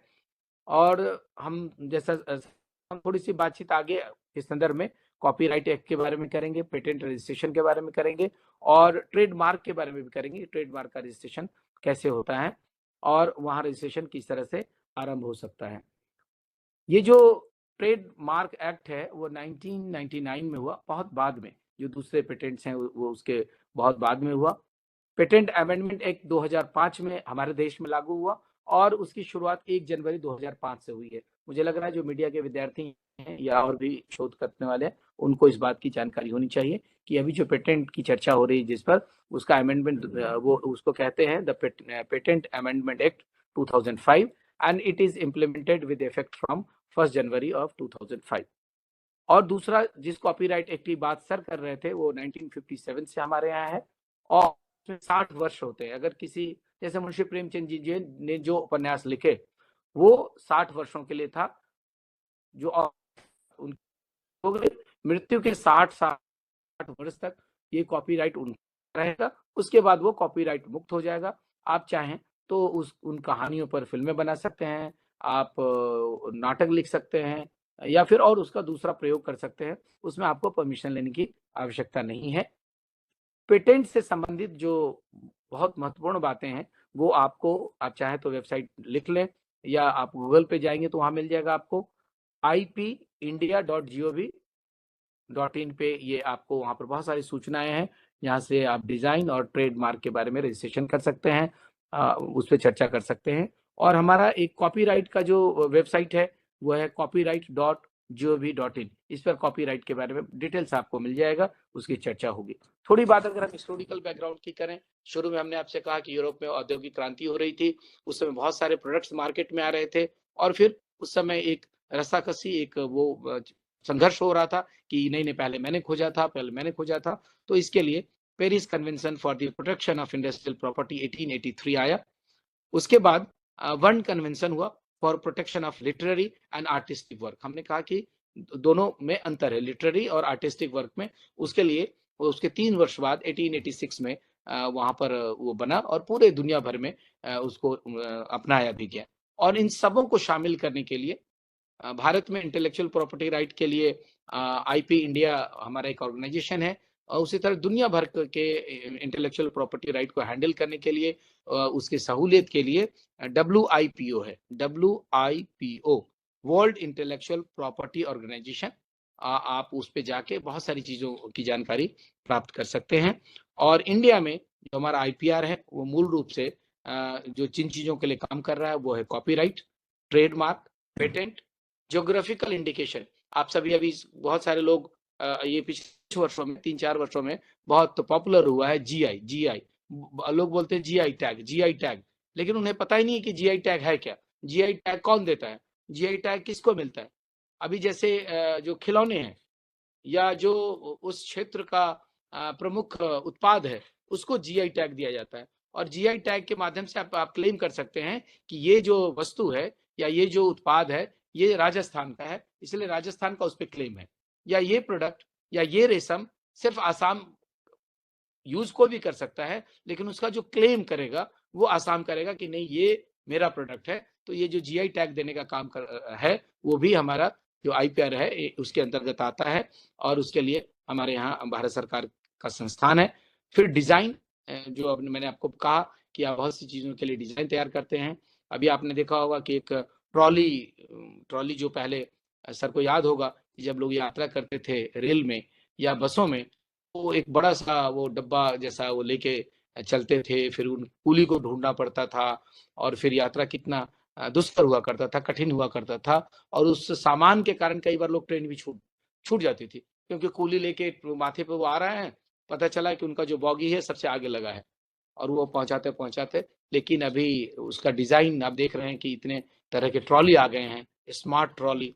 और मुझे बहुत खुशी होती है जब मैं एयरपोर्ट वगैरह पर देखता हूँ कि जो हमारी एयर होस्टेड हैं वो बिल्कुल वो ट्रॉली लेके बहुत स्मार्टली मूव करती हैं, तो बड़ा अच्छा लगता है। तो ये जो डिजाइन है जो वो इंटेलेक्चुअल प्रॉपर्टी राइट के अंदर। इसके बाद प्लांट वैरायटी, जो अलग अलग जो प्लांट वो उसी क्षेत्र के में उनको पेटेंट मिला है और ये बहुत ही अच्छी बात है। ये हमारे जो वैज्ञानिक हैं, कृषि वैज्ञानिक हैं या जो वनस्पति शास्त्र के वैज्ञानिक हैं वो इस पे काम कर रहे हैं। जो प्लांट है, अभी आप सबों को पता होगा कि जब अमेरिका ने कहा, ये चूंकि संदर्भ का है इसलिए मैं इस बात की चर्चा कर रहा हूँ, थोड़े दिन पहले उन्होंने बासमती राइस को पेटेंट कराने की कोशिश की, अमेरिका में लोगों ने नीम को पेटेंट कराने की कोशिश की, और सबसे बड़ी बात कि हल्दी को पेटेंट कराने की कोशिश की। लेकिन बाद में उसको लेके हमने मामला ये किया, हम लोग कोर्ट गए, और फिर जो हल्दी का पेटेंट है वो भारत को वापस मिला है। लंबी कहानी है कि कैसे मिला, क्या साहित्य हमने उनको दिया, कैसे हमने प्रमाणित किया कि हल्दी हमारे यहाँ का है, भारत का है, इसलिए भारत के पास ही इसका पेटेंट होना चाहिए। तो कभी किसी संदर्भ में चर्चा होगी तो वो कहानी भी हम आपको सुनाएंगे। तो ये जो प्लांट्स की वेराइटीज है वो भी इंटेलेक्चुअल प्रॉपर्टी राइट के अंतर्गत में आता है, उसे भी आप कर सकते हैं। उसके बाद जो सेमीकंडक्टर, इंटीग्रेटेड सर्किट और ये जो लेआउट डिजाइन है, ये थोड़े वैज्ञानिक बातें हैं, तकनीकी बातें हैं, तो ये सब भी इंटेलेक्चुअल प्रॉपर्टी राइट के अंतर्गत है, जिसे हमें चाहिए। और 3 जो महत्वपूर्ण चीजें हैं, एक तो कॉपीराइट, दूसरा ट्रेडमार्क और तीसरा जो पेटेंट है, हम तीनों को थोड़ा सा समझने की कोशिश करें। और तीनों, कई बार लगता है कि तीनों एक ही है, लेकिन तीनों में बहुत अंतर है, तीनों की अपनी प्रक्रिया है और तीनों अलग अलग तरीके से लोगों को जाना जाता है। कॉपीराइट एक्ट जो भारत में है वो 1957, इसे हम कहते हैं कॉपीराइट एक्ट 1957, और ये जनवरी 1958 से हमारे यहाँ ये लागू है और उसका हम अनुपालन आज तक कर रहे हैं। Copyright is the right your invention, जो जिससे क्या होता है कि आप दूसरा उसे कॉपी न कर पाए, इससे आपको बचाता है। और इसके लिए आपका जो काम है वो आपका ओरिजिनल वर्क होना चाहिए। जैसे फोटोग्राफ है, आपने कभी क्लिक किया, अभी आप देख रहे होंगे जो वाइल्ड लाइफ फोटोग्राफर हैं, या बनारस में अभी बहुत सारे फोटोग्राफर्स आ रहे हैं और बनारस की कृतियों को वो अपने इसमें कैमरा में कैद कर रहे हैं, लेकिन कई बार क्या करते हैं कि दूसरे के काम को भी वो कोशिश करते हैं कि वो मेरा हो जाए, लेकिन ये मुश्किल है। अगर वो वहाँ पे हमारा कॉपीराइट एक्ट का जो कार्यालय है, कॉपीराइट कार्यालय, वहाँ पर अगर रजिस्टर्ड है और वो वेबसाइट पर अपलोडेड है तो आप तुरंत ही आप पकड़ लिए जाएंगे। इसके बाद जो ऑडियो रिकॉर्डिंग है, आकाशवाणी के पास जो, और आप हमारा बहुत बड़ा वहाँ पर संग्रहालय है आकाशवाणी का, जहाँ की आकाशवाणी की जो स्थापना है तब से लेकर आज तक जो प्रसारित हुआ, हमारे जो प्रथम प्रधानमंत्री है पंडित जवाहरलाल नेहरू, उनका भाषण से लेकर आज तक वर्तमान जो है वो सब सुरक्षित है। तो ऑडियो रिकॉर्डिंग भी कॉपीराइट एक्ट के तहत आता है। जो गाने हैं, जो हमारे पुराने गायकों ने, गायिकाओं ने ये किया है, वीडियोस है जो बहुत महत्वपूर्ण वीडियो जिसे किसी ने ये किया है, शूट किया है, तो ये उनके लिए उनका कॉपीराइट है, आप उसकी कॉपी नहीं कर सकते हैं, उसके लिए आपको परमिशन लेना होगा। स्कल्पचर है, आप जैसे आप जानते हैं कि हमारे देश में एक ऐसा व्यक्ति हुआ, वो इंजीनियर थे पेशे से, चंडीगढ़ के बारे में सभी जानते हैं, और वहाँ उस एक समय था जब चंडीगढ़ में बहुत सारे मलबे इकट्ठे हो गए थे और वो बहुत मुश्किल हो रहा था उनके लिए। तो वो इंजीनियर साहब जो जिनका बौद्धिक संपदा कहते हैं, उन्होंने सोचा, और आप जाइए वहां, आप जाके देखिए कि उन्हीं टूटी हुई चूड़ियों से, टूटे हुए ट्यूबलाइट से, टूटे हुए बल्ब से, घर से जो चीजें आपने फेंक दी थी अनुपयोगी चीजें, उनसे उन्होंने एक नई कृति बनाया। और वो बहुत खूबसूरत गार्डन है, जिसे रॉक गार्डन के नाम से जाना जाता है, आप सब जा सकते हैं वहां पर। तो वो जो उन्होंने स्कल्पचर्स तैयार किए हैं, तो उसका भी आप कॉपी नहीं कर सकते हैं। हाँ, आप पर अगर कोई एक्शन नहीं ले कोई अलग बात नहीं, लेकिन अगर ये मामला वो कहते हैं ना कि बात निकलेगी तो दूर तक जाएगी, तो अगर जब तक बात नहीं निकल रही कोई बात नहीं, लेकिन आप नहीं कर सकते हैं। और जो आर्किटेक्चरल वर्क है, आप तो आर्किटेक्ट का जमाना आ गया, आप छोटे से भूमि में एक सुंदर घर बनाना चाहते हैं तो आप आर्किटेक्चर के पास जाते हैं। तो एक आर्किटेक्चर की कॉपी दूसरा आर्किटेक्चर नहीं कर सकता है, उसने जो डिजाइन बनाना है। तो ये सारी बातें, और एक महत्वपूर्ण जो सॉफ्टवेयर है, अभी सॉफ्टवेयर का दौर चल रहा है, हम अलग अलग चीज़ों के लिए, ऑडियो के लिए सॉफ्टवेयर, वीडियो के लिए सॉफ्टवेयर, लिटरेचर के लिए सॉफ्टवेयर ये बनाते हैं, तो ये भी उस इसमें आता है, कॉपीराइट एक्ट के अंतर्गत आता है। तो कॉपीराइट एक्ट के अंतर में अगर हम बात करें तो मूलतः 3 चीजें हैं, लिटरेरी, आर्टिस्टिक और ड्रामेटिक। लिटरेरी में बुक्स हैं, नॉवेल्स हैं, लिरिक्स हैं, गीत के बोल हैं। आर्टिस्टिक में जो ड्राइंग है, पेंटिंग है, मैथ्स हैं, और जो ड्रामेटिक है उसमें ड्रामा है, साउंड है, ये सब उसमें आता है। और उसमें कई अमेंडमेंट्स भी हुए हैं। कॉपीराइट एक्ट जो 1957 है, बहुत एक्ट हुए हैं, अमेंडमेंट हुए हैं, हमें जानना चाहिए इसलिए मैं बता रहा हूँ। पहला अमेंडमेंट 1983 में हुआ, फिर 1984 में हुआ, 1992 में हुआ, 1994 में हुआ, फिर 1999 में हुआ, और अभी 2012 में भी राइट एक्ट में अमेंडमेंट हुआ है, बहुत सारी चीजें बदली है, तो हमें उसकी जानकारी होनी चाहिए। और अभी हम 2012 में जो एक्ट आया उस पर गाइडेड हो रहे हैं और उससे हम निर्देशित हो रहे हैं। और इसको आप कॉपीराइट का जो वेबसाइट है copyright.gov.in पे जाके उसको देख सकते हैं, उसमें बहुत सारी चीजें प्राप्त कर सकते हैं। थोड़ी सी बातचीत हम ट्रेडमार्क की करेंगे। ट्रेडमार्क आप सब जानते हैं, ट्रेड माने आप जानते हैं व्यापार होता है, और उसके लिए एक ब्रांड है, ट्रेडमार्क में ब्रांड जुड़ा होता है, और उस ब्रांड को प्रमाणित करने के लिए हम एक लोगो बनाते हैं और इसका रजिस्ट्रेशन करते हैं। उसके आधार पर जिसका कॉपीराइट आपको करेंगे, ट्रेडमार्क आपको दे दिया जाता है कि ये ट्रेडमार्क आपका है, इसमें कोई छेड़छाड़ नहीं कर सकता है और कोई कॉपी भी नहीं कर सकता है। आपको हमने एक उदाहरण दिया है मैकडोनल्ड का। आपको यदि आप टाटा स्टील को याद करें तो देखेंगे आप कैसा करके टी लिखा है, एक राउंड बना है। जितने एयरलाइंस हैं उनके अपने लोगोज हैं, वो उसके ट्रेडमार्क के अंतर्गत आएगा। और ट्रेडमार्क को दो तरीके से लिखा जा सकता है, एक एम करके लिखते हैं, दूसरा वो रहता है और फिर टीएम लिख देते हैं ट्रेडमार्क। एम कहने का मतलब जैसे मैकडोनल्ड का एम, उसको घेर देते हैं और उसमें आप डैश देके आर लिख देंगे, तो इसका मतलब ये जो ट्रेडमार्क है वो रजिस्टर्ड है मैकडोनल्ड के साथ। उसी तरह से दूसरे लाइन्स है वो भी कर सकते हैं। So a trademark is a word, symbol, और इट में भी कॉम्बिनेशन, सिर्फ एक शब्द भी हो सकता है या फिर सिंबल हो सकता है या फिर ये दोनों हो सकते हैं, that identify the goods made by the particular industry या पार्टिकुलर ऑर्गेनाइजेशन। तो उसके माध्यम से आप उसको रिकॉग्नाइज करते हैं, तो ये ट्रेडमार्क का रजिस्ट्रेशन भी होता है, जिसके बारे में हमें जानना चाहिए। जैसे अगर आप मोबाइल की बात करें तो आपके पास ओप्पो का मोबाइल होगा, वीवो का होगा, नोकिया का होगा, एप्पल का भी होगा। तो आप देख रहे होंगे कि सभी के अपने डिजाइन और अपने अपने लोगोज हैं, वो ट्रेडमार्क के अंतर्गत आता है। और जो ट्रेडमार्क एक्ट है 1999, ये 1999 का जो एक्ट है उससे हम संचालित हो रहे हैं। और ये दो तरीके का ट्रेडमार्क होता है, एक कन्वेंशनल होता है, एक नॉन कन्वेंशनल होता है। कन्वेंशनल ट्रेडमार्क में जो चीजें आती है जैसे colour combination, packaging, shape of books, किताब का क्या साइज होगा, ये कन्वेंशनल आता है। और पैकेजिंग आप देख रहे होंगे कि अभी नई नई चीजें आ रही है, नए नए ये आ रहे हैं अलग अलग, जैसे अभी आप अपने किताब मंगवा रहे होंगे या वस्तु मंगवा रहे होंगे या कपड़े मंगवा रहे होंगे। मैं किसी कंपनी का नाम नहीं लूंगा क्योंकि नाम लेना नहीं चाहिए यूजुअली, तो हमें अवॉइड करना चाहिए, लेकिन बहुत सारे ऐसे एजेंसीज हैं जो अभी मार्केट में है, तो उनकी पैकेजिंग का भी उनके पास अपना ये है कि नहीं ये हमारा पैकेजिंग है, हम इस तरीके से पैकेजिंग करेंगे, ये हमारा ट्रेडमार्क उसके अंतर्गत आता है।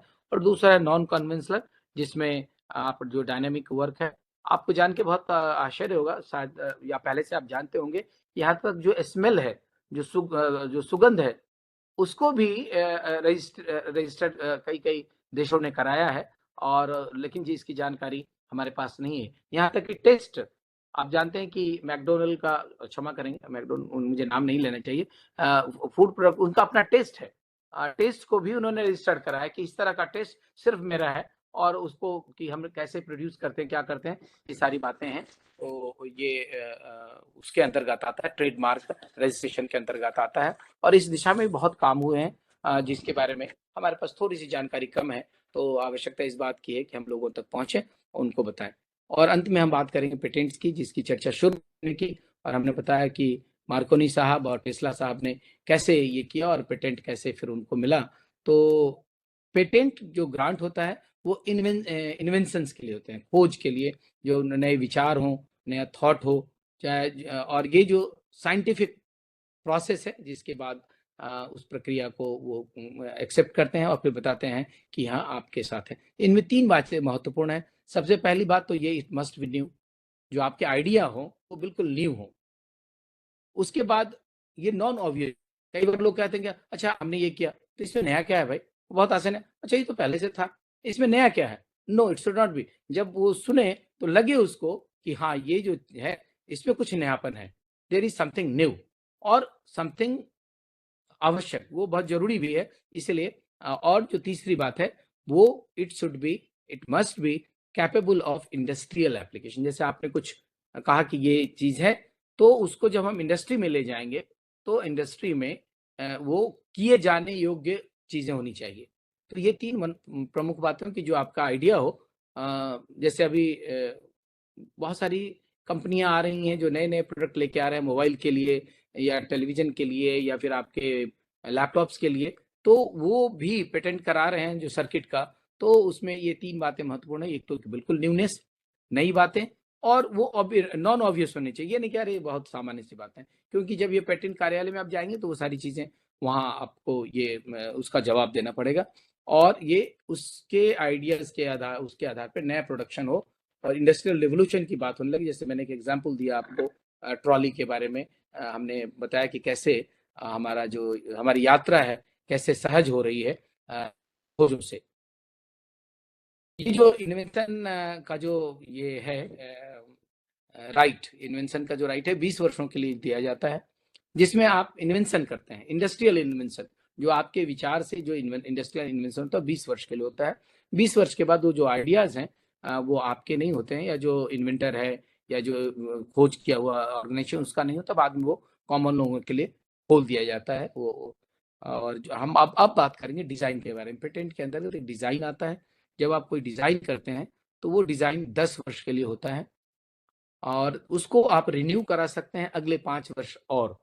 तो उसके लिए फिर से आपको आवेदन देना होगा। और फिर अगर ये समझ रही है आईपीआर, हमारा जो इंटेलेक्चुअल ऑर्गेनाइजेशन है, जो मिनिस्ट्री का एक बॉडी है महत्वपूर्ण, वो अगर ये समझती है कि हाँ इन्हें 5 साल के लिए और दिया जा सकता है, या उस बीच में इन 10 वर्षों में उससे जुड़ी हुई बातों पर कोई और काम नहीं हुआ है, इनोवेशन पे काम नहीं हुआ है, तो संभव है कि 5 वर्ष के लिए उस डिजाइन का पेटेंट आपको और दे दिया जाएगा। भारतवर्ष में पेटेंट की क्या स्थिति है, आइए हम इस बात पर चर्चा करें।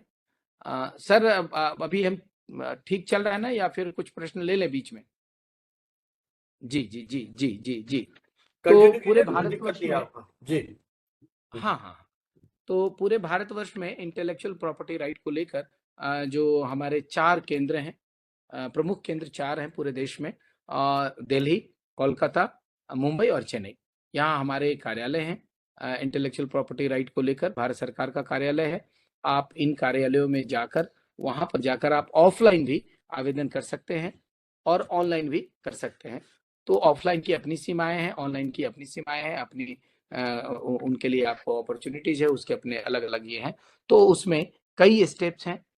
सबसे पहला जो स्टेप है वो ये है कि जो इनोवेशन है उसको ये आपको लगना चाहिए, ये आपको प्रूव करना पड़ेगा कि ये इसमें कुछ नवाचार है। सर नवाचार शब्द का प्रयोग कर रहे थे कि ये बिल्कुल नया है, और इसके लिए हमें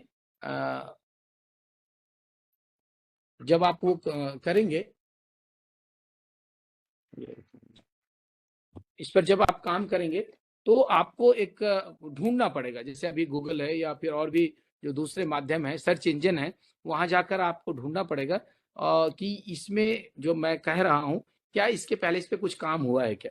शोध कार्य में भी हम ऐसा ही करते हैं। मीडिया रिसर्च में जब हम बात करते हैं रिसर्च की, तो पहले हम रिव्यू ऑफ लिटरेचर या पढ़ते हैं कि क्या इस विषय पे काम हुआ है, और काम हुआ है तो कितना काम हुआ है, क्या हम उसको आगे और ले जा सकते हैं। तो एक तो सबसे पहली बात कि नोवेल्टी आपके पास होनी चाहिए, और जब आप ये तय कर ले कि हाँ इस दिशा में या इस विषय पर दुनिया के अन्य देशों में या किसी जगह पे काम नहीं हुआ है, तो इसके लिए आपको बहुत सारे सर्च इंजन पे देखना पड़ेगा कि ये जो मैं सोच रहा हूँ क्या इससे जुड़ा हुआ कहीं और किसी ने काम तो नहीं किया है, अगर काम किया है तो कितना काम हुआ है। और अगर आप उसके आगे जाकर उस नोवेल्टी को, उस नवाचार को, उस नई बात को रखना चाहें, तो पहले आपको उसको ढूंढना पड़ेगा।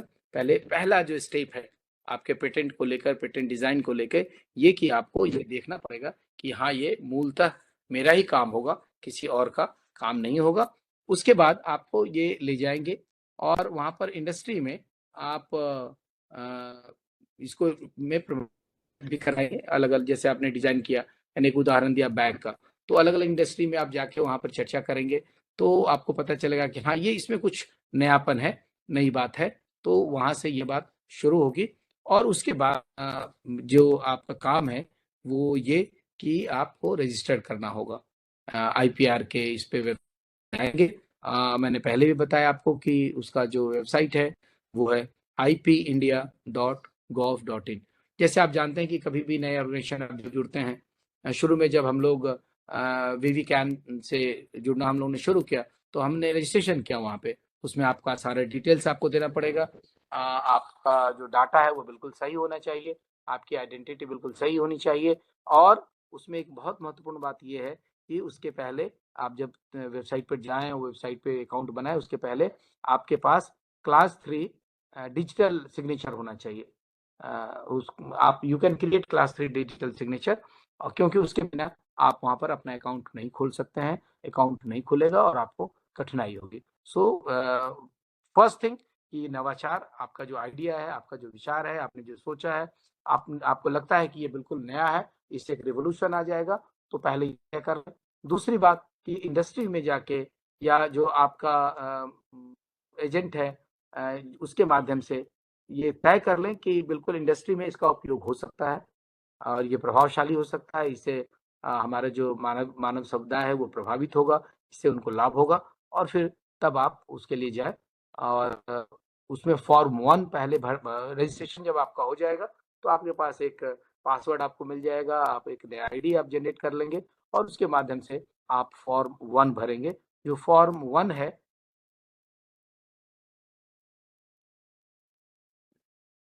ओके, सो फॉर्म 1 है वो पूरी तरह से आपके व्यक्तिगत जीवन के बारे में है, आपके बारे में, आपकी शिक्षा दीक्षा के बारे में है, आपका ज्योग्राफिकल लोकेशन के बारे में है। उसके बाद जो फॉर्म 2 है वो उसमें आपके कार्य के बारे में कि ये जो काम आपने किया है, जो डिजाइन किया है, उसका डायग्राम कैसा होगा। उसके बाद स्पेसिफिकेशन वो आपसे पूछेगा कि why it is so important, उसका स्पेसिफिकेशन क्या है। और फिर इन्वेंशन के बारे में कि इस इन्वेंशन का प्रभाव कहाँ होगा, कैसे होगा, तो इससे फॉर्म 2 आप भर देंगे। फिर उसके बाद जब और आगे भरेंगे तो फॉर्म 3 आएगा, जहाँ पे आपको स्टेटमेंट देना होगा कि ये न्यूनेस का स्टेटमेंट और जो आपकी अंडरस्टैंडिंग है उसके बारे में आपको वहाँ पर चर्चा करनी होगी। और फॉर्म 5 आएगा, जहाँ पर आप डिक्लेरेशन देंगे कि ये जो काम है ये मूल रूप से मेरा काम है, इसमें हमने किसी का कहीं से कुछ कॉपी नहीं किया है। वैसे आप कॉपी करेंगे तो पकड़े जाएंगे, क्योंकि आगे और प्रक्रिया है, उसमें हम आपको बताएंगे अभी, तो वो आप बिल्कुल ध्यान रखें कि। और फिर अगर आप एक बार ऐसा करते हैं, ऐसी गलती करते हैं, तो आप हमेशा के लिए बैन हो जाएंगे और फिर कभी आप कोई पेटेंट फाइल नहीं कर पाएंगे। तो इसलिए आप सबसे अनुरोध है कि यदि आप पेटेंट के लिए जाते हैं तो मेक श्योर कि वो किसी दूसरे का नहीं हो, कहीं से लिया हुआ नहीं हो। तो ये बहुत महत्वपूर्ण है। आगे तो आप जब प्लेजरिज्म की हम बात कर रहे हैं तो यहाँ पर तो यहाँ भी बहुत स्ट्रिक्ट हैं हम सब। हमारे विश्वविद्यालय में प्लेजरिज्म के लिए बहुत सारे सॉफ्टवेयर आ गए हैं। तो और यहाँ तक कि अगर प्लेजरिज्म आपका पकड़ा जाए तो आपकी पीएचडी कैंसिल भी हो सकती है। तो पेटेंट में इससे थोड़ा हार्श, उसके बाद फिर आप कभी पेटेंट के लिए अप्लाई नहीं कर सकते हैं, ये बहुत महत्वपूर्ण बात है। तो इस बात का ध्यान रखें। और उसके बाद ये जो एक फॉर्म 28 है, 28 है, उसको आप भरेंगे। और उसमें बीच में एक फॉर्म 9 भी आता है। 9 ये है कि आप चाहते हैं कि यूजुअली एक पेटेंट को फाइल करने में और रजिस्ट्रेशन होने के बाद आप तक पहुंचने में काफ़ी वक्त लग जाता है पूरी, क्योंकि उसका एग्ज़ाम होता है और 48 मंथ का समय है। ये इतना समय लगता है, लेकिन अगर चाहें तो आप उसको एक्सपेडाइट करने के लिए फॉर्म 9 भर सकते हैं। फॉर्म 9 का अलग फीस है, शुल्क है, क्योंकि आप चाहते हैं कि आपको पहले से इवैल्यूएट, मैंने थोड़ा तीव्र गति से इवैल्यूएट किया जाए। और उसके बाद फॉर्म 18 है। तो ये सारी जो प्रक्रिया है, आप जब खुद काम करेंगे उस पे तो वो आपको समझ में आ जाएगा, वो सारी चीजें आएंगी और फिर आप जान पाएंगे कि पेटेंट एप्लीकेशन ऐसे फाइल किया जाता है। अभी मैं ये अपने अनुभव से बता रहा हूँ कि पिछले दिनों जब बात हुई इंटेलेक्चुअल प्रॉपर्टी राइट की, और मैंने देखा कि लोग इस दिशा में बहुत कम काम कर रहे हैं, खासतौर से मीडिया के क्षेत्र में। यदि मैं बात करूं तो हमारे यहाँ जो मास कम्युनिकेशन के प्रोफेसर हैं पूरे भारतवर्ष में, तो शायद 2, 4 या 5 ही ऐसे प्रोफेसर होंगे जो मीडिया की जो चीज़ें हैं, अब जैसे हमने जो काम किया है, अभी ब्रांडिंग पे हमने काम किया है, हमने बात किया बिल बोर्ड को लेकर काम किया है कि बारिश हो रही है घनघोर, उसमें भी हमारा जो साइन बोर्ड है वो कैसे काम करता रहे, जो लोगों को असुविधा नहीं हो। सिंबल्स पे कुछ काम करने का प्रयास हम लोग कर रहे हैं। अभी हमारा एक पेटेंट स्वीकृत हुआ है कलकत्ता में, हमने वो किया था, तो वो डिजाइन पेटेंट स्वीकृत हो गया है। तो जैसे ही आप पेटेंट अप्लाई करेंगे तो आपको वहां से एक आपके ईमेल पे आपको वहाँ भेजा जाएगा कि we have received your patent, आपके हम आवेदन प्राप्त हुए हैं। चूंकि अभी हमने लैपटॉप चेंज कर दिया है, अदरवाइज मैंने इसमें डाउनलोड करके रखा था आपको दिखाने के लिए कि किस तरह का पत्र आएगा, क्या डिजाइन है। तो वो आएगा और फिर वो आपको उसमें लिखा रहेगा कि your application is under process. जब वो एप्लीकेशन पूरा वो रिव्यू कर लेते हैं तो फिर आपको एग्जामिनेशन के लिए आपको पत्र आता है कि अब आपका एग्जाम होगा। जैसे आप परीक्षा देते हैं एमएससी की परीक्षा या जो भी, तो वैसे ही, और आपसे प्रश्न पूछे जाएंगे। कंट्रोलर ऑफ, वहाँ पे जो है कंट्रोलर ऑफ एग्जामिनेशंस, जो इंटेलेक्चुअल प्रॉपर्टी राइट्स के होते हैं, वो सब आपसे प्रश्न पूछेंगे कि इसमें आपका इनोवेशन क्या है, नयापन क्या है, और आप कैसे आपको ये आइडिया कहाँ से आया, किसी चीज को देख के आया या फिर कैसे, और फिर उस आइडिया को आपने कैसे अपने आइडिया में परिवर्तित किया। तो ये सारी बातें वो आपसे पूछेंगे, और अगर आप उसमें सफल हुए तो वो आपको फिर से वहाँ जाएगा, और यदि आपके एप्लीकेशन में ही पहले ही आ जाएगा तो उसमें वो FER आपको भेजेंगे पत्र। अभी मैं दिखाऊं, यहाँ पर मेरे पास मेरा पत्र है, ये इन्वेलप मुझे वहाँ से भेजा गया था, और वो ये पत्र है, भारत सरकार का पत्र है। जो ये पत्र है मैं अभी दिखा देता हूँ। वैसे मैंने वो किया था कि मैं कॉपी की आपको दिखा पाऊंगा, और इस पत्र में वो लिखा है उन्होंने कि Dr. Bala, subsequent to examination of above mentioned design application under section 5(1) Design Act 2000, the following objection as appended in this letter are raised by the officer, and you are requested to fulfill it under Rule 18(1). The following are the document जो हमसे मांगा गया था कि आप ये सारी documents हमें दीजिए, और वो स्टिपुलेटेड टाइम के अंतर्गत दीजिए, जिससे कि उन्होंने दिया था कि मुझे 24/11/2014 तक आप इसे मेरे कार्यालय को बताइए, और अगर आप नहीं बताते हैं तो हम मान लेंगे कि ये आपका जो डिजाइन है इस पे आप सीरियस नहीं है और इसको हम स्वीकृत भी नहीं करेंगे। So later on I send all the details जो भी था। फिर हमारा सेकेंड एग्जामिनेशन हुआ, और फिर finally they accepted this design and certificate has been generated. They have sent me a certificate, बहुत ही खूबसूरत सर्टिफिकेट है, और वो और जब वो आपका अप्रूव होगा तो आपको फिर से एक ईमेल आएगा कि आपका जो एप्लीकेशन है वो एक्सेप्ट हो गया है, और गवर्नमेंट ऑफ इंडिया का जर्नल है, तो उस जर्नल के इतने नंबर वॉल्यूम में आपका वो प्रकाशित है, और वो इतने सीरियल पे है। तो at any point of time आप बाय पुटिंग योर नंबर, जो आपने अप्लाई किया था, एप्लीकेशन दिया था, उस नंबर को आप डालेंगे उस वेबसाइट पे, गवर्नमेंट ऑफ इंडिया की वेबसाइट पे, जिसकी चर्चा हमने की है, IPIindia.gov.in। तो उस पर आप स्टेटस अपना एप्लीकेशन का देख सकते हैं, और फिर आप उसको डाल के वो बता देगा कि आपका एक्सेप्ट हो चुका है, जर्नल में प्रकाशित हो चुका है, और फिर आप उसको सर्टिफिकेट डाउनलोड कर सकते हैं, और वो सर्टिफिकेट भेजते भी है मिनिस्ट्री से। तो ये प्रक्रिया थोड़ी कठिन जरूर है, लेकिन किया जा सकता है। आवश्यकता इस बात की है कि आप में नवाचार हो, न्यूनेस हो, नोवेलिटी, और आपके मन में काम करने की ललक हो, चाहत हो, तो हम इसको कर सकते हैं। अभी कई बार प्रश्न लोग पूछते हैं कि PhD थीसिस को लेके, कि PhD थीसिस हमारा अवार्ड नहीं हुआ है, क्या हम उसके पहले अपनी इस आइडिया को हम IPR में पेटेंट करा सकते हैं कि नहीं? बिल्कुल करा सकते हैं, और आपको कराना ही चाहिए।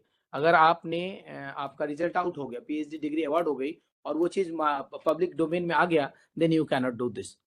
इंटेलेक्चुअल प्रॉपर्टी राइट का पेटेंट उन्हीं में पेटेंट उनको दिया जाता है जो चीजें पब्लिक डोमेन में नहीं है। कई बार लोग ये सोचते हैं मेरा PhD हो जाए या फिर मेरा ये रिसर्च पेपर छप जाए, तब मैं इसे पेटेंट के लिए जाऊंगा, तो ये बहुत बड़ी गलती होगी आपकी। आप उसको पहले से ही करा लें पेटेंट, इसमें कहीं कोई हर्ज नहीं है। अगर वहाँ है, इनोवेशन है, नई बातें हैं, तो उसको वहाँ कराइए। और उसके बाद खासतौर से मीडिया का जो रिसर्च है, उसमें हमारा जो चैप्टर 1 है इंट्रोडक्शन का है, अलग अलग विश्वविद्यालय में अलग अलग है, लेकिन हमारे यहाँ विश्वविद्यालय में चैप्टर 1 इनोवेशन इंट्रोडक्शन का है। लगभग सभी विश्वविद्यालय में यही होगा। और जो दूसरा चैप्टर है वो रिव्यू ऑफ लिटरेचर का है। तीसरा चैप्टर हमारा थियोरेटिकल फ्रेमवर्क का है। तो कई बार हम थियोरेटिकल फ्रेमवर्क को भी पेटेंट के दायरे में लाके आप उस पर काम करके उसको ये करा सकते हैं।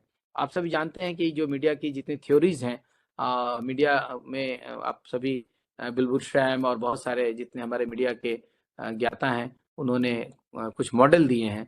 तो जो थ्योरीज और मॉडल हैं, आप इसको भी पेटेंट करा सकते हैं कि हमारे रिसर्च करने के बाद ये शायद एक लेआउट बन रहा है, या इस तरह का मॉडल डेवलप होगा तो उस मॉडल को भी आप वहाँ पे पेटेंट कार्यालय में करा के पेटेंट करा सकते हैं, और जो आपके पास 10 वर्षों तक रहेगा।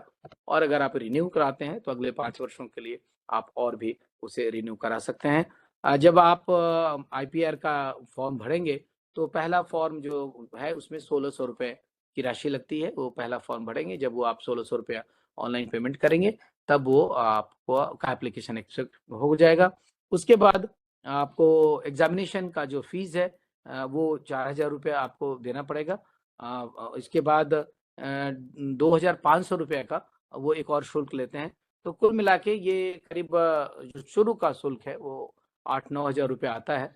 और फिर अगर आपका एक बार वो फेल हो गया, आपको फिर से एग्जामिनेशन देने की फिर से आपको 4000 रुपये देना पड़ेगा, क्योंकि आप सभी जानते हैं एग्जामिनेशन बहुत महत्वपूर्ण हिस्सा है पेटेंट के लिए, और आपको वो ग्रिल करते हैं बिल्कुल स्पष्ट रूप से।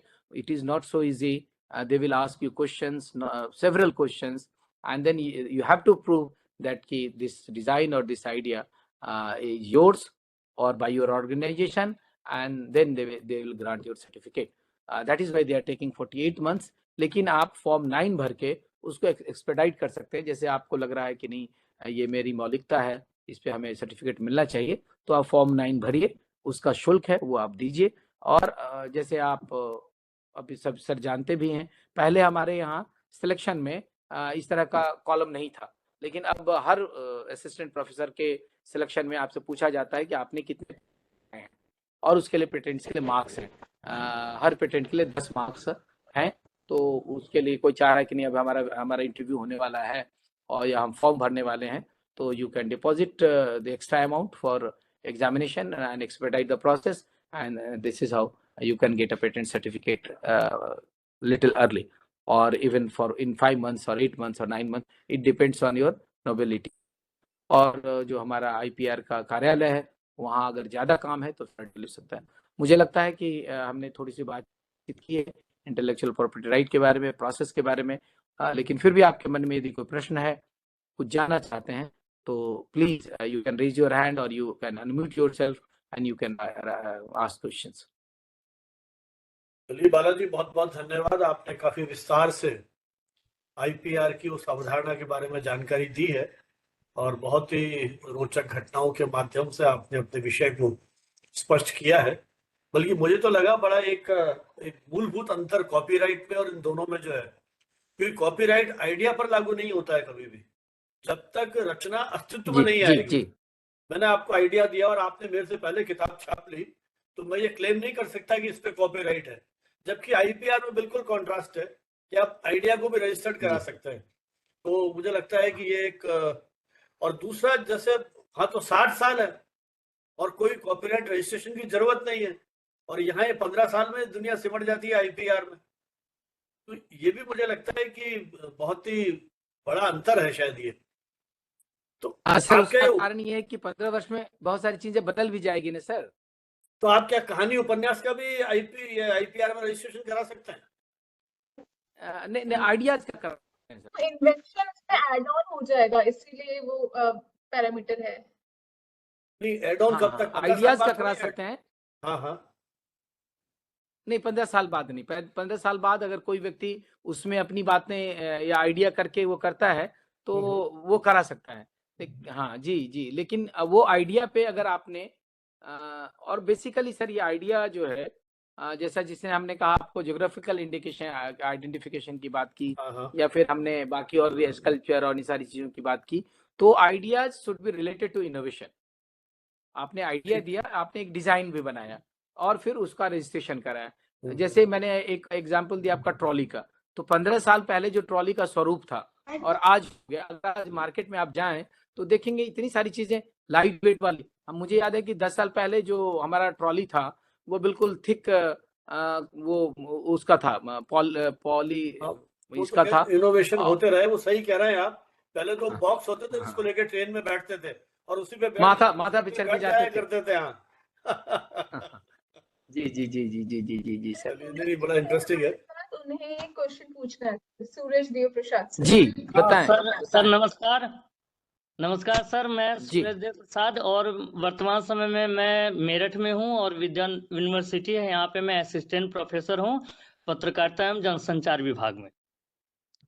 बहुत ही ज्ञानवर्धक सेशन रहा है। एक मूलभूत प्रश्न जो शुरू से उठ रहा है कि जो हम लोग सोशल साइंस वाले हैं या मीडिया वाले लोग हैं, साहित्य वाले लोग हैं, इसके प्रति हम लोग बहुत ज़्यादा जागरूक नहीं हैं।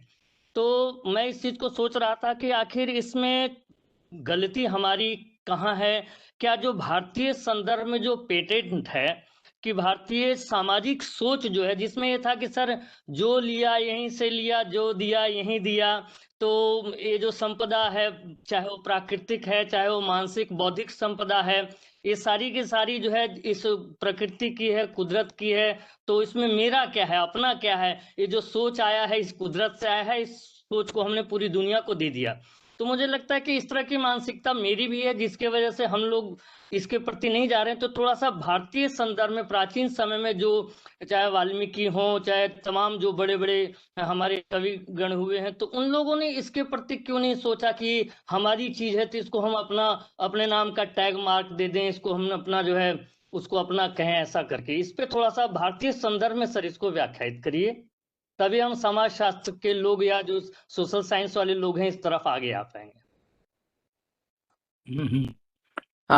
With the permission of sir professor Sanjeev Bhanawat sir, मैं वैसे विस्तार से बता पाएंगे आपको, लेकिन मैं बताऊं कि हमारे यहाँ जो परंपरा रही है वो श्रुति परंपरा रही है। हमारे जितने ऋषि हैं वो मंत्रों का मंत्रोच्चारण करते थे, अपने मंत्रों को अपने शिष्यों को देते थे और उनके शिष्य उनको उनको उनको उनको और ये श्रुति परंपरा में हम कभी लिखने की बात आई नहीं। वैसे बाद में वेद भी लिखे गए और उसके सारे हमारे पुराण और जो वो सब हैं वो भी उसको लिखा गया। देखिए, अभी हमने आपको कहा कि जब इंडस्ट्रियलाइजेशन की शुरुआत हुई यूरोप में, और यूरोप में पहली बार उसके बाद जब संघर्ष होने लगा लोगों में ये कि नहीं इसकी खोज हमने की। पहले हमने एक उदाहरण भी दिया आपको और रेडियो के को लेकर, रेडियो के की बात को लेकर। तो ये जो पेरिस कन्वेंशन है, जिसको हम कहते हैं Paris convention for the protection of industrial property 1883, तो 1883 के पहले ऐसा कुछ था भी नहीं। चाहे विचार किसी के भी हों, आप मंत्रोच्चारण कर रहे हैं और वो जैसे हम कहते हैं ओम सहना भवतु सहनौ भुनक्तु सह वीर्यं करवावहै तेजस्विनावधीतमस्तु मा विद्विषावहै। तो ये एक्चुअली हमारे यहाँ तो ये मानते हैं कि ये ईश्वर ने हमें दिया। ये आप उस कथा को जानते हैं ना कि जब महर्षि को ये लगा कि वो वेद लिखें व्यास जी को, तो वो शिव जी के पास गए और शिव जी से कहा कि गणेश जी को मैंने आप चलिए हमारे साथ, क्योंकि हमारे दिमाग में वो मंत्र बज रहे हैं, मैं बोलूंगा कोई लिखेगा। तो शिव जी ने कहा गणेश को ले जाइए। गणेश लिखने लगे। आप सब कहानी जानते होंगे, मैं रिपीट कर रहा हूँ, क्षमा करेंगे। तो फिर वो गणेश लिखना शुरू किए, उसी बीच उनकी कलम टूट गई। तो अब वो सोचे कि गुरुजी तो ध्यान में है, मंत्र बोल रहे हैं, अगर मैं रुक जाऊं तो वो विस्मृत हो जाएंगे। तो उन्होंने अपना एक दांत ही तोड़ लिया, दांत तोड़ के वो लिखने लगे मंत्र को, इसलिए उनको एक दंत भी कहते हैं। तो हमारे देश में ये परंपरा रही है।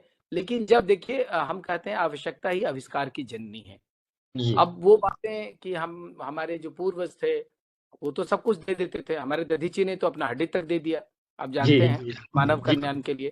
तो हम तो सर्वदा मानव कल्याण के रहे हैं, लेकिन उस अवधारणा पर अब हम नहीं चल सकते हैं, क्योंकि हमें बालाजी मुझे एक कारण और भी लगता है कि पुराने जो कवि थे ना, आजकल क्या है, शो ऑफ करने की प्रवृत्ति ज्यादा है। उस समय वो चाहते नहीं थे। बहुत सारी ऐसी मैन्युस्क्रिप्ट मिलेंगी आपको जिसमें पता ही नहीं है कवि या लेखक है कौन। तो है ना, मुझे लगता है कि ये भी कारण है। दूसरा फिर क्या होता है, प्रक्षिप्त अंश बहुत आ गए कि जो हमारे पुराने कवि हैं, चूंकि वो उसकी कोई कलेक्शन तो है नहीं, अब वो लोगों ने उन्हीं के नाम से, जिसको आपने अभी लोक संगीत या लोक गीतों की बात कही थी, तो उस लोक परंपरा से बहुत सारी चीजें उसके साथ जोड़ दी गई, है ना। और जो सारा चमत्कार है वो शिव ने कहा और गणेश जी आ गए और डमरू बजा तो ब्रह्मा जी अवतरित हो गए, पानी ने 14 सूत्र निकाल लिए, है ना, पक्षी को मारा तो रामायण की रचना हो गई। अब ये कवि की कल्पना है। अब रामायण आपको 50 तरह की मिल जाएंगी इस समय, है ना। रामानंद सागर ने सबका निचोड़ बना के एक अलग तरह की रामायण बना ली। तो मुझे लगता है कि उस समय कवियों में आत्म प्रकाशन की इतनी अभिरुचि नहीं थी। इसलिए शायद जो आप कह रहे हैं पेटेंट वाली बात, और वैसा कॉन्सेप्ट भी नहीं था कि पेटेंट कराएं। जैसा बालाजी ने बताया है तो 18वीं सदी की देन है, लेकिन आप 16वीं 17वीं शताब्दी में भी जाएंगे तब भी शायद उस तरह का नहीं था। वो इतिहास की धरोहर है। अब मुगल काल में वो हरकारे होते थे, सारी सूचनाएं लिखते थे, वो भी धरोहर है। और फिर 60 साल के बाद तो चीजें ओपन वैसे भी हो गई हैं। तो जी इसका ये मतलब नहीं है कि प्रेमचंद की कहानी का आप अपनी कहानी बना के लिख दोगे। इसका मतलब यही है कि उसका उपयोग आप स्वतंत्र रूप से कर सकते हैं। जी जी रामानंद सागर को रामायण बनाने के लिए वाल्मीकि या तुलसीदास के परिवार से परमिशन लेने की जरूरत नहीं थी। वो ओपन है, आप भी बना लीजिए, आप में क्षमता है तो। जैसे बालाजी ने कहा ना कि प्रेमचंद की कहानी पे जो चाहे बना लीजिए आप, कॉपीराइट से बाहर हो गए वो। तो इसी तरह का मुझे लगता है कि यहाँ भी ये है। तो भारतीय संदर्भ की बात करें या पुराने और देशों में भी, सब में जी कमोबेश वही स्थितियां रही होंगी, है ना। तो अब सजगता, प्रमोशन, ये वो 50 चीजें हो गई हैं। तो जी उसमें जी अपने सब पहले चीजों तो को जैसा हाँ सरकार है माननीय सुरेंद्र जी, पहले तो हमारे आवेदन में जब मैं 2007 में हम गया था तेजपुर विश्वविद्यालय के लिए, तब तो उसमें पेटेंट की चर्चा ही नहीं थी। बिल्कुल। वो तो अब 4-5 अभी पिछले 4-5 वर्षों में अब जब भी आवेदन करेंगे तो उसमें आ गया है पेटेंट कितना आपने कराया, तो उसके लिए बालाजी आपको मैंने 10 एक चीज मिलेगा। और भी देखी है, हमारे सब मित्रों की जानकारी लिए कि एक यूनिवर्सिटी से मेरे पास सिनॉप्सिस आती है वो रिव्यू के लिए, पीएचडी के लिए। उसमें एक कॉलम होता है, क्या इसमें पेटेंट की संभावना है। मतलब सिनॉप्सिस देख करके वो एक्सपर्ट से पूछते हैं कि क्या इसमें पोटेंशियल है पेटेंट का। कोई ऐसा लगता है, जैसा आपने नएपन की जी बात की कि सब्जेक्ट में नयापन हो कुछ, या उसमें कोई ऐसा फॉर्मूला आप इजाद करने वाले हो, है ना। जैसा आपने कहा कि गंध पे भी ले रखा है, स्वाद पे भी ले रखा है, तो फॉर्मूला ही तो है वो फॉर्मूला किसी को नहीं जी बताएंगे जी वो, है ना। तो उसको वो एक तरह से पेटेंट करा लेते हैं। तो मुझे लगता है ये बहुत व्यापक जी विषय है, और बहुत छोटी छोटी चीजें भी इसमें पेटेंट हो सकती हैं। तो केवल शामिल ये जो शामिल सारी होगी। जी हाँ, जी ये केवल एक आपको जागरूक करने के लिए आज विषय जी पर बात की है अपन ने, है ना। चलिए साहब, और जी कोई मित्र हो पूछना हम चाहते हो। इसको और विस्तार में लाएंगे सर, हम इस पर और विस्तृत चर्चा करेंगे अगर हाँ आपकी हाँ रुचि है बिल्कुल तो हम बिल्कुल लोग और उस बिल्कुल। पे करेंगे। और हाँ हाँ हाँ दूसरी बात ये कि जैसा सर ने कहा कि पहले जब पीएचडी का थीसिस भेजा जाता था परीक्षक को, तो उसमें सिर्फ ये रहता था कि क्या इसे प्रकाशित किया जा सकता है, प्रकाशन हाँ। योग्य है कि नहीं, तो वो लिख देते थे। अब तो अब आ रहा है कि क्या इसमें पेटेंट करने की कुछ नहीं संभावना नहीं, है क्या। पीएचडी की बात और नहीं, सिनॉप्सिस अप्रूवल के अच्छा, लिए। अब से वो तो फर्स्ट हाँ, हाँ, स्टेज की बात कर रहा हूँ मैं, पीएचडी की बात ही नहीं कर रहा हूँ। वो जो पीएचडी के लिए जी जी सिनॉप्सिस जी जी देंगे ना जी आप, जो डीआरसी में जाएगी अल्टीमेटली, उसमें सवाल पूछ रहे हैं वो सारे इंस्टीट्यूशन सजग है ना, पेटेंट मिलता है तो उनकी रैंकिंग बढ़ती है। तो ये तो जी हमारे यहाँ जी रेट रेस है ना, एक रैंकिंग को लेकर के, तो इसीलिए सारी तैयारी उसी हिसाब से हो रही है। जी। है ना। पहले ना हमारे यहाँ एनआईआरएफ की रैंकिंग होती नहीं थी, तो हाँ भाई एनआईआरएफ की रैंकिंग करानी है आपको, तो आपको आपके विश्वविद्यालय में कम से कम 1000 पेटेंट होने चाहिए। तो इस तरह से चीजें बदल रही है और हमें उसे बिल्कुल। आत्मसात करना होगा। हाँ अपनी जानकारी बढ़ाइए, जागरूकता बढ़ाइए और पेटेंट के लिए काम करिए। जी। और अगर कोई जानकारी चाहिए तो सर के माध्यम से हम लोग और भी कार्यशाला कर सकते हैं। और बल्कि जैसे कि बालाजी, आपको अब बहुत तो इंस्टीट्यूशन से अपेक्षा की जाती है कि वो अपने टीचर्स के लिए जो आपने बताया ना फीस है, वो फीस भी पे करें उसका पेटेंट के लिए। वो बर्डन इंडिविजुअल जी नहीं हो, जी इंस्टीट्यूशनल बर्डन होना चाहिए वो। मुझे भी नहीं पता बीएचयू में क्या स्थिति है, लेकिन मुझे लगता है कि आपकी बीएचयू जो में भी सर अभी अभी बात हुई है कि अगर आप बीएचयू से अप्रूवल के बाद जो आपका इनोवेशन है, आप हमारी कमेटी यहाँ पर है आईपीआर सेल, वहां पर रखेंगे। वो 4-5 लोगों की वो कमेटी है।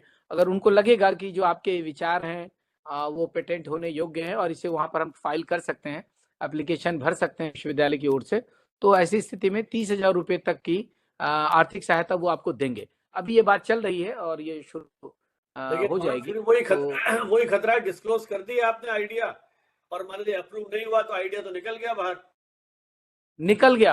और नहीं, ये भी हो सकता है कि वहां जो कोई सज्जन बैठे हैं हाँ, तो वो धीरे से वो ले उस उड़े, आइडिया पे कहीं और गणित कर देंगे। वो ले उड़े उसे, बिल्कुल बिल्कुल हो सकता है। हाँ हाँ हाँ।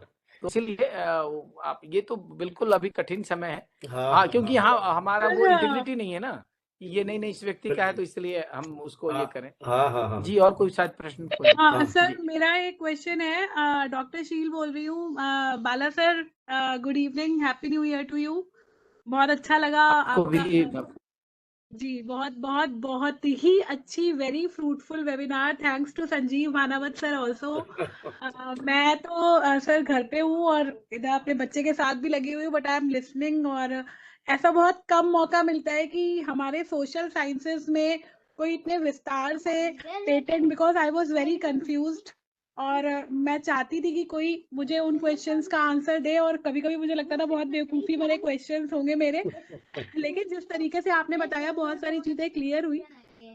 एक चीज सर और है, जैसे पेटेंट दो तरीके में हो जाता है, एक डिजाइन और एक publication. Patent, utility patent sir, ये दो तरीके के चल रहे हैं। तो क्या डिफरेंस है सर? मतलब अगर हम लोग एकेडमिकली, जैसे मैं अपने पॉइंट्स बढ़ाना चाहूँ या मैं राइज करना चाहूँ, तो व्हाट इज द डिफरेंस? मैं यूटिलिटी वाले पेटेंट, क्योंकि सोशल साइंस के जो लोग हैं सर, वो तो यूटिलिटी पर ही जाते हैं मेरे से, क्योंकि डिजाइन वाले में मुझे ऐसा लगता है कि कुछ टेक्निकल एस्पेक्ट्स भी चाहिए होते हैं जहाँ पे हम लोग लैक कर जाते हैं। बट यूटिलिटी में हम लोग का ये रहता है कि हमारे रिसर्च पेपर्स हैं या कोई आइडिया है जो हमने जनरेट किया और वो हमारा पब्लिश हो गया। बट उसकी, मुझे जहाँ तक मेरा ज्ञान है, उसकी 5 साल की अवधि होती है। तो आप उसमें सर एक डिफरेंस मुझे बता दें प्लीज। Thank you. देखिए, जैसा कि आपने कहा यूटिलिटी पेटेंट की बात की, तो अवधि तो उस साल होती है, 5 साल नहीं होती है। जब उसके आधार पर जब आप कोई प्रोडक्ट प्रोड्यूस कर देते हैं, जैसे अभी मैं देख रहा हूँ कि इधर लगातार जो चीजें बदल रही है मार्केटिंग में। आप कहीं यहाँ गई, मॉल में गई, तो मॉल में एक वेंडिंग मशीन लगा है। वो वेंडिंग मशीन, जैसे आप प्रवेश की तो वेंडिंग मशीन में आपकी तस्वीर आई और आपको देखकर वो एनालाइज वो कर लेगा कि आप जो आई हैं वेंडिंग ये मॉल में, आप यहाँ घूमने के लिए आई हैं कि आप मार्केटिंग के लिए आई हैं और आप अपने नीड जैसे आप कुछ। तो ये एक अभी हाल में मैं एक लेख पढ़ रहा था, तो उसमें उस मशीन को, वेंडिंग मशीन को उस व्यक्ति ने ये किया है और उसके लिए उस पे काम किया और वो आईपीआर के अंदर वो रजिस्ट्रेशन के लिए दिया है और हो भी गया है उसका अप्रूवल। तो जो यूटिलिटी पेटेंट है, जो आइडियाज तक हैं, और एक उसके आधार पर जो आपने कोई प्रोडक्ट तैयार कर लिया, जैसे हमने आपको अभी ट्रॉली के बारे में कहा। अभी देखिए डायबिटीज को लेकर बहुत सारी चीजें आ रही हैं कि आप ये मोजा पहन लीजिए या ये इस तरह का शू पहन लीजिए, या जो एक्यूप्रेशर की बात की जा रही है, तो वो पहले शुरू तो हुआ आइडिया से। आइडिया से आपने उसको करा लिया रजिस्ट्रेशन, फिर उसको आपने एग्जीक्यूट किया और उसके आधार पर प्रोडक्ट तैयार कर दिया। ठीक है, तो जब आप प्रोडक्ट तैयार कर दी तो वो पेटेंट वो उस दृष्टि से रजिस्टर्ड होगा। आइडिया के लिए अलग और उसके लिए अलग। जी सर और कोई ये दोनों ही 10 वर्ष के लिए है, 10 वर्ष अच्छा, के लिए है। अगर आप चाहें तो उसे रिन्यूअल करा सकती हैं 5 साल के लिए, और उसके लिए फिर से आपको फीस जमा करना सॉरी मैं होगा। टाइम ले रही हूँ, एक प्रश्न और है मेरा सर। जैसे कि हम लोग पेपर्स जो लिखते हैं, जो हमारे अलग अलग शोध पत्रों में प्रकाशित होते हैं, जैसे यूजीसी केयर में हो गया या स्कोपस में हो गया, क्या हम इनको भी पेटेंट करवा सकते हैं? हाँ बिल्कुल। अभी जैसे एक सवाल और अभी आपने किसी दूसरे सेमिनार में पूछा गया था कि जैसे कैटलॉग होता है, किसी कंपनी का एक कैटलॉग है जिसने बनाया, वो कोई ऑर्गेनाइजेशन है जैसे वाराणसी में है, उसने कैटलॉग बनाया, उसी कैटलॉग के आधार पर कानपुर में किसी ने बनाया, वो नहीं कर सकते आप। अगर उनका पहले पब्लिश हो गया है तो उस पर नहीं कर सकते हैं, उसको भी आप करा सकते हैं, तो उसको भी आप पेटेंट के इसमें, लेकिन उसके लिए थोड़ा सा आपको काम करना होगा। और उसमें जैसे मैंने डिफरेंट फॉर्म्स के बारे में बताया, उसमें आपको फॉर्म नंबर 3 है जहां आपको स्टेटमेंट और उसकी अंडरस्टैंडिंग आपको बतानी होगी कि इसमें न्यूनेस क्या है। रिसर्च भी यही है ना, रिसर्च में आप क्लेम करते हैं ना कि मैं इसलिए रिसर्च कर रही हूँ कि इसमें ये सारी चीजें हैं, दिस इज द न्यूनेस। तो इसको भी आपने आइडिया, बेसिकली जो पेटेंट है, जो डिजाइन पेटेंट है, वो आइडियाज का है कि हमारे आइडिया के आधार पर अब जो हम डिजाइन बनेगा वो ये बनेगा, और फिर बाद में जब वो प्रोडक्ट बन गया तब फिर आप उसको पेटेंट कराएंगे। तो दोनों दो पेटेंट है, तो आप आइडियाज को भी करा सकती हैं। जी तो बालाजी, जिस पर Thank you, पेटेंट मिल चुका है वो कॉपीराइटेड भी है ना वो? जिस पर पेटेंट मिल चुका सर, ये पेटेंट और कॉपीराइट दोनों दो बातें हैं। अलग। तो वो पेटेंट तो हुआ हाँ, थोड़ा आइडिया पर, उसको पेटेंट तो हुआ आइडिया पर, जी है ना? और कॉपीराइट आइडिया पर लागू नहीं होता है। कॉपीराइट जब नहीं होगा। जैसे आइडिया के आधार पर आइडिया के आधार पर अगर आपने डाला हाँ या कविता ही लिख दी तो वो हाँ हाँ कविता कॉपीराइट के इसमें आ गया। हाँ लेकिन प्रेम की संवेदना या जो आपका आइडिया था, शब्दों का चयन और ये, तो वो पेटेंट केस में आ गया। लेकिन जैसे ही वो वस्तु जैसे किताब के फॉर्म आ गया तो वो कॉपीराइट में चला जाएगा सर। फिर पेटेंट नहीं रहेगा उसमें, फिर 15 साल वाली लिमिट खत्म हो जाएगी, 60 साल वाला आ लेकिन जाएगा। आइडिया जो आपका रजिस्टर्ड है वो 15 साल तक के लिए रहेगा। तो 15 लेकिन उस साल बाद, आइडिया के आधार पर जो आप पुस्तक छाप दी, हाँ हाँ, आपने ही छापा, तो उस पे 15 एक साल कॉपीराइट एक्ट लगेगा। 15 साल बाद मैं उस आइडिया पर किताब लिख सकता हूँ। हाँ, तक दूसरा लिख सकता है, लेकिन एकदम एग्जैक्टली वही नहीं, थोड़ा परिवर्तन तो करना पड़ेगा आपको। अब वो एग्जैक्टली तो निर्धारित करना बड़ा मुश्किल है ना कानूनन, कि कैसे करोगे एग्जैक्टली और थोड़ा परिवर्तन। आपने उस तो ये सारे चैलेंजेस हैं सर। जो सूटकेस है उसमें छोटे व्हील लगाए, मैंने बड़े लगा दिए, जी ये चेंज कर दिया। हाँ, तो तीन सर, उसकी जगह ये 2 लगा patentable है। जी जी। छोटी व्हील हाँ, और बड़े व्हील वाला, लेकिन जस्टिफाइड होना चाहिए। इनोवेशन का पार्ट है। हाँ हाँ हाँ और नहीं, जस्टिफिकेशन के अलावा ये भी कि वो फिजिबल है, वो उपयोगी है। सही है। हाँ हाँ हाँ Proficiency, जब वो प्रोफिशिएंसी बढ़ाएगा तब आप लेके करेंगे। तो मुझे लगता है सर एक और मीटिंग आप करें, एक वर्कशॉप करें, सही जिसमें सही जो बात। हमारे काफी टॉपिक पर एक वेबिनार और चाहिए। आई नीड टू नो बिल्कुल मोर बिल्कुल अपन जल्दी करेंगे, है ना और मैं तो उसमें जो हमारे कलकत्ता के जो हमारे कंट्रोलर ऑफ एग्जामिनर हैं, हाँ। मैं चाहूंगा कि उनको लाऊं और उनसे आप सुनिए कि वो किस तरह के प्रश्न पूछते हैं पेटेंट ठीक है। के। हाँ, तो चलिए और क्या अपन जल्दी, अपेक्षा करते हैं वो आप उनसे कोई टाइम उसमें ले करेंगे। लीजिएगा, फिर अपन आप दोनों के साथ ही कोई कर लेंगे फिर, है ना। जी जी जी जी जी, मार्च निश्चित अप्रैल के निश्चित रूप से। आसपास देखते हैं अपन, है ना। तो चलिए अपन जी इस जी चर्चा को यहाँ विराम देते हैं और इसके पूर्व की आभार प्रदर्शन किया जाए। मैं एक बार फिर प्रियंका सिंह जी से अनुरोध करूंगा कि आपको ई सर्टिफिकेट और ई मोमेंटो ये भेंट करें। प्रियंका जी। तो थैंक यू सो मच, आपने मुझे मौका दिया कि हमारे इस वेबिनार को एंड करते हुए हम एक ग्रेटिट्यूड और रिस्पेक्ट शो करें सर को। सर ने बहुत अच्छे से इस टॉपिक को डिफाइन किया, इसकी सारी चीजें हमें एक्सप्लेन की। Sir, this is from the side of BVI Canon Communication today. You're most welcome for this detailed information on this particular topic, IPR and media research. And we are very thankful to you. Thank you so much, thank you so much. Thank you. बल्कि हम आभारी हैं माननीय professor Sanjeev Bhanawat जी के प्रति। Sir इतने और मुझे लग रहा है कि मीडिया के क्षेत्र में जो हमारे कुछ प्रोफेसर उनमें सर्वश्रेष्ठ प्रोफेसर संजीव भानावत जी, और उनकी भाषा इतनी सहज सरल और बोलते हैं ये तो वो आपकी है। सहज और आत्मीयता आप है। तो बाकी मुझे तो इसी बात का आज का सुकून दिन है कि बहुत आपके महत्वपूर्ण है। विश्वविद्यालय, हाँ बिल्कुल बिल्कुल बहुत महत्वपूर्ण है मकर संक्रांति। और आपके बहाने हाँ, BHU से तो मेरा करीब मेरे ख्याल 86-87 से संपर्क है। Professor A.K. बनर्जी, बलदेव राज जी गुप्ता, है ना, जो स्टॉलवर्ड थे उस दौर के। तो सर हम लोग प्रार्थना करते हैं सर बाबा विश्वनाथ से, माँ अन्नपूर्णा से कि आप शतायु हों, स्वस्थ रहें और पत्रकारिता जगत को आप इसी तरह आलोकित करें। आपका जो सर आपको मैं बताऊं कि मैं जब तेजपुर में था और वहाँ उसकी प्रतियां आती थी, जया जी और भी लोग थे, तो मुझे लगता था कि मैं भी इसमें छपूं। प्रयास किया लेकिन प्रकाशित नहीं हो सका। लेकिन इस बार जब मैं यहाँ पे था बनारस में, तब हमने आपको एक शोध पत्र बिल्कुल छपा था प्रकाशित हुआ। तो हाँ। है कि जो लोग स्कोपस की बात करते हैं या केयर लिस्ट की बात करते हैं, मैं तो मानता हूं कि अगर कम्युनिकेशन टुडे में किसी रिसर्च किसी शोध छात्र का रिसर्च पेपर प्रकाशित हो जाए तो वो अपने को समझे कि वो स्कोपस के बराबर है। तो उसमें जया जी भी छप चुकी हैं और एक और हाँ जी अभी है ना, हेड कौन है वो, अमिताभ क्या नाम है उनका यार, अभिजीत बोरा जी, वो भी छप चुके हैं उसमें तो तेजपुर का भी संपर्क काफी रहा मेरा। और चलिए बहुत अच्छा रहा, आपसे संवाद हुआ। और अब आभार प्रदर्शन के लिए मैं एक बार फिर प्रियंका जी को आमंत्रित करूंगा।